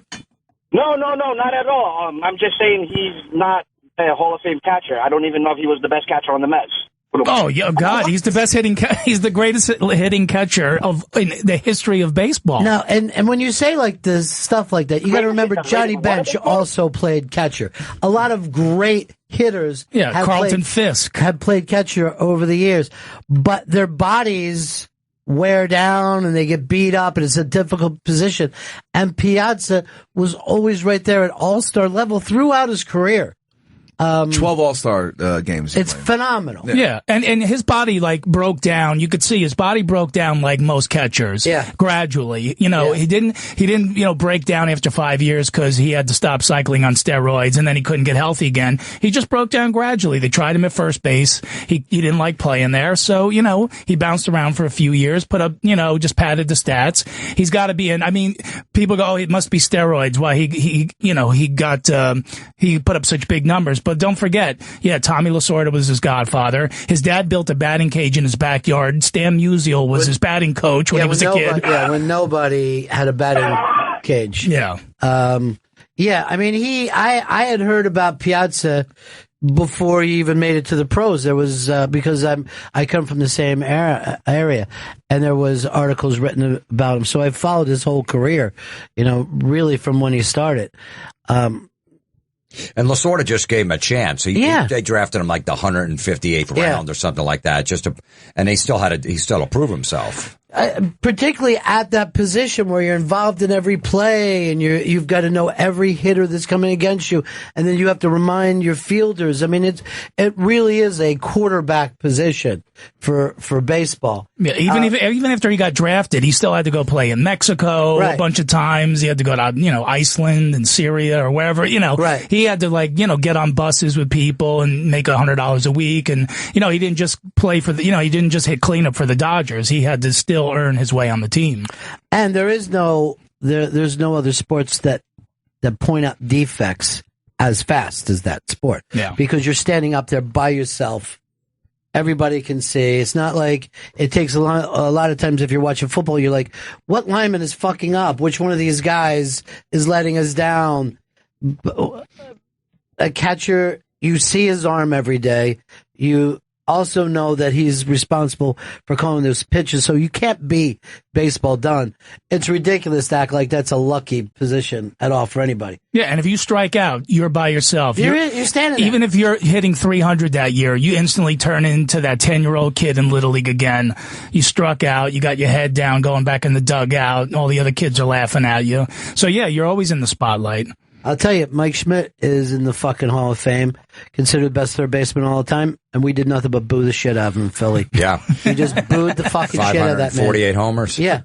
Because it felt like there should have been a lot more. Yeah. I'm not even kidding. It just seemed like he wasn't trying to me.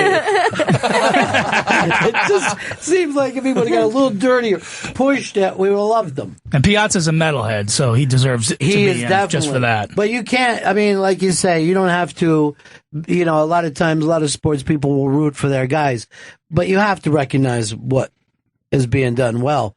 And that's a tough position that he played all those years. Matt, Detroit.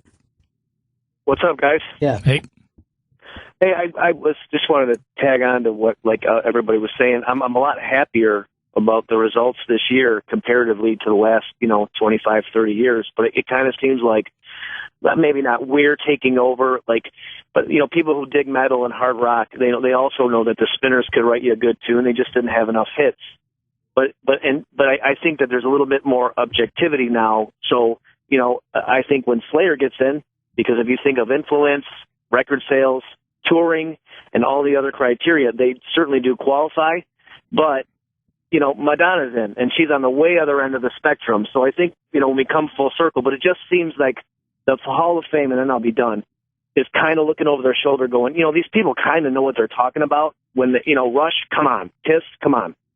So you're always going to have some kind of mainstream success. You can't get around the fact that you're not just looking for the best player, but they have to have some kind of effect on people. Well, I'm surprised Motorhead isn't in because Lemmy's gotten so much respect over the last 10 years, even from the industry. Motorhead was always that fringe band, I don't like Motorhead, that's heavy metal. But all of a sudden he was he's a public figure, a celebrity now, so I'm surprised they didn't get in. And bands that are in are all paying homage to him and all mention him when they go on stage, like Metallica and stuff. I want to see, I hope Slayer and the Spinners get in on the same year. It would be very exciting. It's going to be great. It would be really, really exciting. And they could do a jam together. Yeah. I'm wondering where NWA fits into this year. Yeah.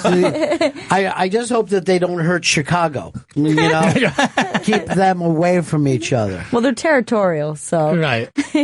You know, they don't have a Midwest beef though. That was East Coast, West Coast. There was no Midwest beef.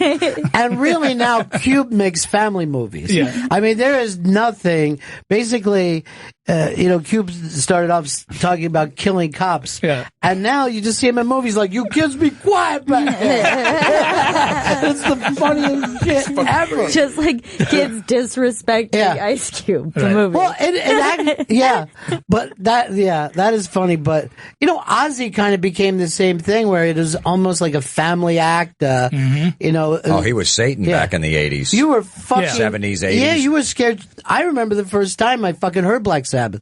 It was fucking scared the shit out of me. Yeah. And even that his solo career when he had the cross and the Blizzard of Oz and the cross was upside down on Diver Madman cover, and then he also bit the dove's head off the bat. Yeah. He pissed on the Alamo. I mean, he was always getting in trouble. He snorting ants. Yeah, I always said, when the Osbournes came on, Ozzy went from being Iron Man to a man ironing. Yeah, they just literally acted like he couldn't do anything and was in the way. Right. And you're like, this is the Prince of Darkness that we're talking about. This is the guy that's made you hundreds of millions of dollars so that you could live in that beautiful home and have 3 people to pick up the dog shit when that, Poor Ozzy's just sitting in one corner trying to work the fucking TV. That was always the gimmick. Yeah, that was always it. He could never make the TV work.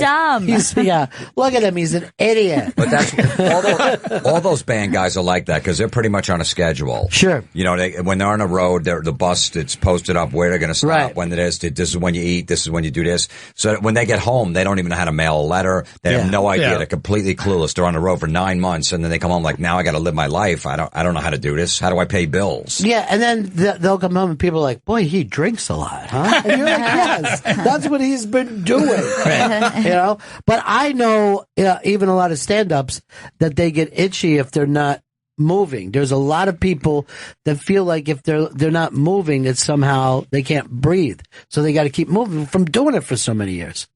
But can you imagine going out on a rock tour? And, that had to be so exciting when you're 17, 18. But the fact is, these guys get to do it at 60 and now 70.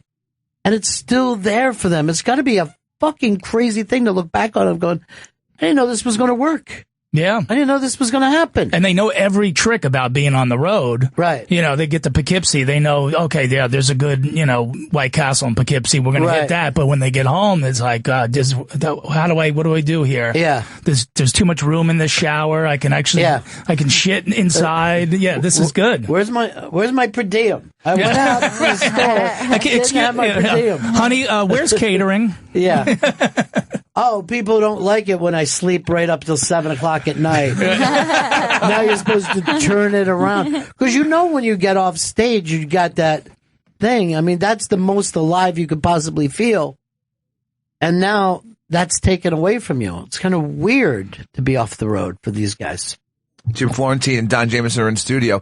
Terrorizing Telemarketers, Volume 6, available now on iTunes. Jim's performing New Year's Eve at the Mount Airy Casino and Resort in Mount Pocono, Pennsylvania. Go to MountAiryCasino.com for tickets. And he's performing this weekend at the Comedy Connection in Providence, Rhode Island. And Don's performing New Year's Eve at the Funny Stop in Cuyahoga Falls, Ohio. Go to FunnyStop.com for tickets. Do you guys have to count down the thing at midnight? I got to do from 11 to midnight. They want me on the stage. Yeah, I didn't. I thought it was an earlier show, but whatever. I'll do it. They get people go online. It's like about 5 of, and you can just start hearing murmuring like, they putting up a TV for us, or what happens here? Everyone starts to get just a little nervous as you get closer to midnight. Yeah, and it's not distracting at all when they start handing at about 11:30. They start handing out the little plastic cups full of champagne. Yeah. Save this for midnight. Yeah, I usually just apologize. Like, I'm sorry you have to spend it with me, and I'm sorry that you have to count it down, and there's no TV to watch the ball drop.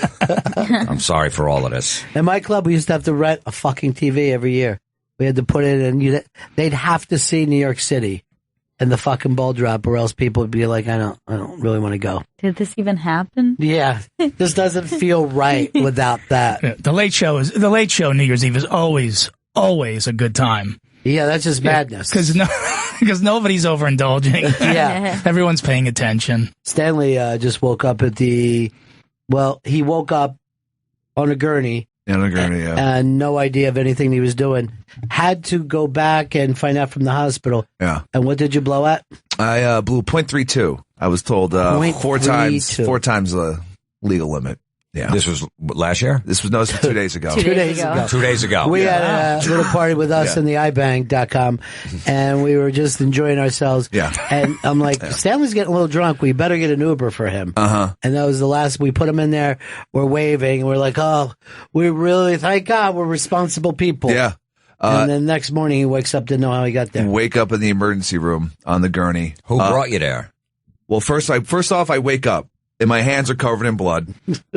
No shit. They're fucking covered in blood. And I'm like, what the fuck just happened? Doctor, I wake up pissed drunk. Did you think you might have murdered somebody? I didn't know. First of all, I didn't register at first. Like I saw my hands and my hands looked dirty. Put them back. Oh, fuck. Wait a minute. This is blood. I hope it's fucking not someone else's. And then, I wake up. I have a giant wound in the back of my head. Oh. I had to call the hospital last night to find out what happened. So I pass out drunk in front of my apartment. Someone tries to wake me up. They call an ambulance. Ambulance comes. I run away from the EMTs because I'm guessing. I think like fuck this. I'm drunk. I'm not injured. I just want to go home. Well, you were home. You were in front of your house. I was in front of my fucking house. And then as I'm running away from the EMTs, I fall, crack the fucking back of my head open. And then they finally are able to get me into the ambulance where I then start vomiting, is what I was told. And then I wake up at 6 a.m. on what day was it? Wednesday. Happy New Year. Yeah. Happy New Year. Merry Christmas. Thank you for sharing that. Now, we are a self-sustaining group. It doesn't cost anything to be here, but we're going to pass the hat around and hope that you can give up to $2, and then we'll have questions about what Chris was talking about. Oh, jeez. Well, what was the culprit at the, what was the vodka? Vodka. It was inside an ice block. It made him very excited. Yeah. Makes it very easy to drink. The culprit was that he wasn't paying. Yeah. It was the open bar that fucking did it. Yeah, it's open bar. Yeah, if it's a cash bar, I ain't fucking drinking that much. So when's the next time you drink? I drank last night. All right. Same clothes, by the way. Same clothes. Yeah, hadn't same showered. Pukey. You're not bringing up. You wore those pukey fucking slept-in clothes here. Yeah, to work. I think the funniest thing is that you never knew that you had a CAT scan done. Oh, Somebody can look inside your body, and you don't even know it. They also told me there was a CAT scan that happened while I was passed out drunk. Or knocked unconscious. I'm not and sure you know which. how loud those fuckers are? What if you would have woke up there? Oh, my God. This fucking cement mixer. That's a nightmare. Yeah, it is. It's fucking horrible. You just think you've been buried alive. Oh, God. Vodka always numbs the pain of a hematoma. Bloody. So you blew a .32. Wow. Yeah, .32. That's what Lemmy blows when he wakes up in the morning. So that's not that bad. All right, thank you. I'll take it. Why did you take a breathalyzer? Oh no, this was from blood work. They did blood work on me, I guess. Right. Even though there's no places where there was any. They took it out of the back of your head. That was perfect. There you go. Yeah. They just put a fucking jelly glass up there. We need another jar. A little rough tank. Well, I mean, you're officially like when you're sleeping on the streets of New York, and the EMTs are taking you somewhere, and I'm fighting them. Yeah, I'm fighting them off. You're basically a fucking homeless dude. I was a homeless guy for about an hour. I lasted an hour as homeless. And what I said is, I think that there's a little something still missing there because I don't think he fell.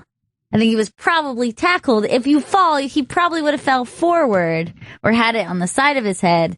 I think they tackled him down. Fucking punching him in while he's back there when he was moving around. Shut the fuck up, you drunk fuck!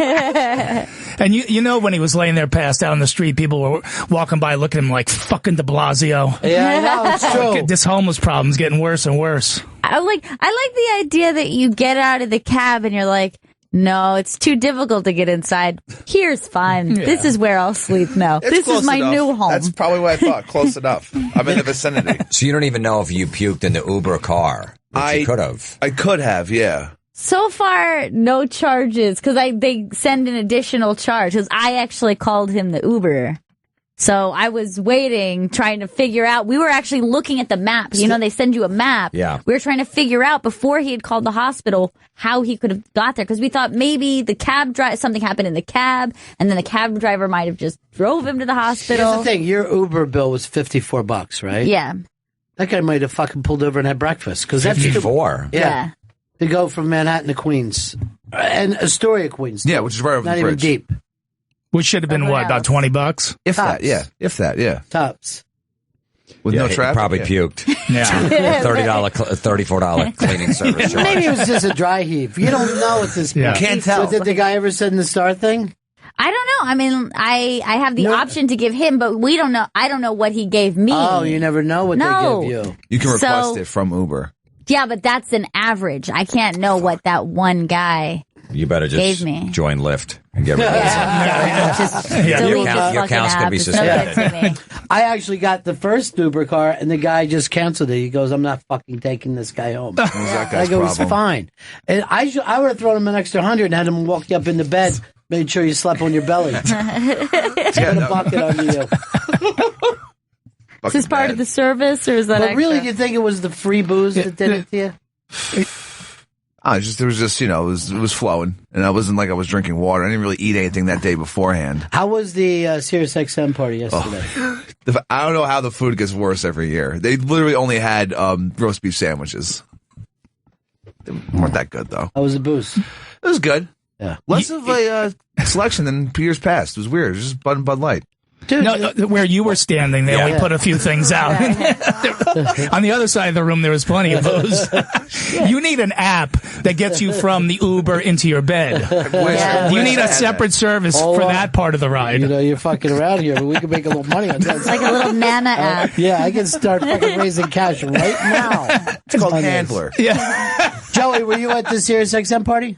I was there. Vito and I were there for like 10 minutes because we heard there were going to be tote bags and coffee mugs. Yeah. And then we found out that there wasn't, so we turned around. Cause what was it, PBS having a fun drive? Tote bags? Is that what? No totes, huh? Yeah, well, it was one of the part-time sports guys that told us that. So they're fucking liars. Yeah. They're fucking with Definitely. you. I'm backing you up on that. I think that they're assholes. So no one enjoyed the big party. You didn't try to go, Gail? I didn't. I had too much shenanigans the night before. That was so crazy. I was more shaken up about what happened to Chris than he was. Yeah. Yeah, I guess your video is down from yesterday. There was a video of him talking into it, and that you didn't even want to see because you said you had dead eyes. It was that shit where I was talking. I wasn't making eye contact with anyone, and it was just glassy fucking. There was nothing going on behind my brain. What's really awful is This was at the party? Yeah, all the girls at the party were like, "Did anyone check on Chris? You know, check." I go, "Chris is fucking fine. We put him in an Uber," and they're like, "Well, I just don't know if he drank too much and he's going to go into Kim." I'm like, "Get impressed. He's a dude. He fucking drinks like that every night. He's fine." And then he wasn't, but I slept like a baby. I woke up all night. I knew it. Yeah, I you were a knew nervous it. wreck. I kept waking up every other hour, just being and I was actually saying to my man, "I know he's not home. I can feel it." I'm telling you. You guys have that fucking Star Wars twin connection. I wish you could have just had an ounce less vodka and had enough sense to periscope the entire incident. I know. So that we was had actually that. something I thought of. I was like, I'm sure maybe in the next hour or two he'll periscope. He'll be really drunk. And when I wasn't getting that alert, I You know knew what? something was We wrong. should just put the periscope on. It was like that thing where you see bears living in their natural life. One of the bears is down. We could have had so many people looking after him. We couldn't have sent you home. He would have mauled you. But why didn't we send one of these guys saying, "You're fucking responsible for Chris to get the better, you're fired"? I would have, but the state I was in, too. Apparently, I called my roommate so that he could call me a taxi. And I found that out last night. So I was like, you have to give me a taxi. Please. I'm too drunk. I want to see that video you talking. Is it on YouTube? Because I know you scoped it, right? I scoped it. Yeah, I don't know if It's gone it's been now. ripped. Yeah, I think it's gone. Yeah. Thank Christ. Maybe the holiday party was scaled down because they just signed Howard again. YouTube. It's on See if YouTube. you can find it. Okay. Just so that they can see it before they take off, because it is dead-eyed shit. It's really bad. Is that the worst ever, Chris? Yeah, that's the worst ever. That's the worst shape Waking up. ever. I mean, I've woken up getting. I didn't get arrested. I think that would have made it worse. If you woke up and also been cuffed to the bed. Yeah, that would have been the worst. I mean, I was always And your liver's missing. I was always a blackout drunk, and even when I was a kid, my fucking dad came and got me at someone's house of the people I didn't even know. and I was sitting on their fucking couch and I was talking to him because I'd left the funeral and got all fucked up. A friend of mine died. And my dad just comes in and I'm like, hey, what are you doing here? He's like, come on, buddy, taking you home. Like, no one was even mad at me. You know what I mean? Because they're like, I guess he's drunk for a reason tonight. Right. But I was always fucking doing shit like that. Wait, you went to the wrong house? I just went up to someone's fucking house. Thought some shit was going in. I opened up the door. He came on in. What's going on? I was just a fucking blackout weirdo. Yeah, I did that before. Like, I used to stay at this guy's house in Florida for like a couple of weeks when I go down there on vacation. Then I was living down there. 3 years later, I come home drunk and I was knocking at the door at 5 a.m. Woke the whole family up and was yelling at them to let me in. I just want to go to sleep. And they're like, you don't live here. You're Manson now, right? That's what they see you at. They see you as Charlie Manson at the door. I'm like, no, just let me in. I just want to go to sleep. And that dad always, you know, when you were 15 and you didn't know how to drink and you just get way too drunk, dad always knew. Right. He didn't have to get out of bed and confront you at the door. He just knew when you came in. Right. And so that at 8 a.m., it was time to cut the lawn. Yeah, right. And there was no other time of the day that you could do it except at 8 a.m. because he just knew you were going to be hurt. My parents literally took the thing of, well, at least he's drinking and not doing something else. Not knowing that we were able to do both. Yeah. You know what I mean? We could do it all. Crazy. All right, so I guess it's not up there, Chris? I'm not finding it, no. Yeah, I don't know how you got the bad word on it. He took it down. But, yeah, the Periscope only lasts 24 hours 24 hours, yeah, where it stays up. And sometimes people put it up on YouTube. YouTube probably just flagged it themselves. Yeah, that's a good idea. This is sad. Good, YouTube. Thank you. Thank you, YouTube. Do me a favor. Yeah, let's save this kid's job. Yeah. Thank you. The weird thing is he actually does endorsements for that liquor company that ends with drink responsibly. That's the sad thing. Everyone should always drink responsibly. All right, we got to wrap this up. Always great to see you guys. You're the best. Absolutely, Seriously. man. Thanks for having us. Yeah. Jim Florentine and Don Jameson are in studio. Terrorizing Telemarketers, Volume 6, available now on iTunes. Don's performing New Year's Eve at the Funny Stop in Cuyahoga Falls, Ohio. FunnyStop.com for tickets. Jim's performing this weekend at the Comedy Connection in Providence, Rhode Island, and on New Year's Eve at the Mount Airy Casino. Go to MountAiryCasino.com for tickets, and on Twitter it's at Real Don Jameson, at Mr. Jim Florentine. All right, that's it for us. We'll see you all again in 1974. Ladies and gentlemen, the evening is over. We hope you all enjoyed yourselves, and we'll see you all again in 1974. Good evening!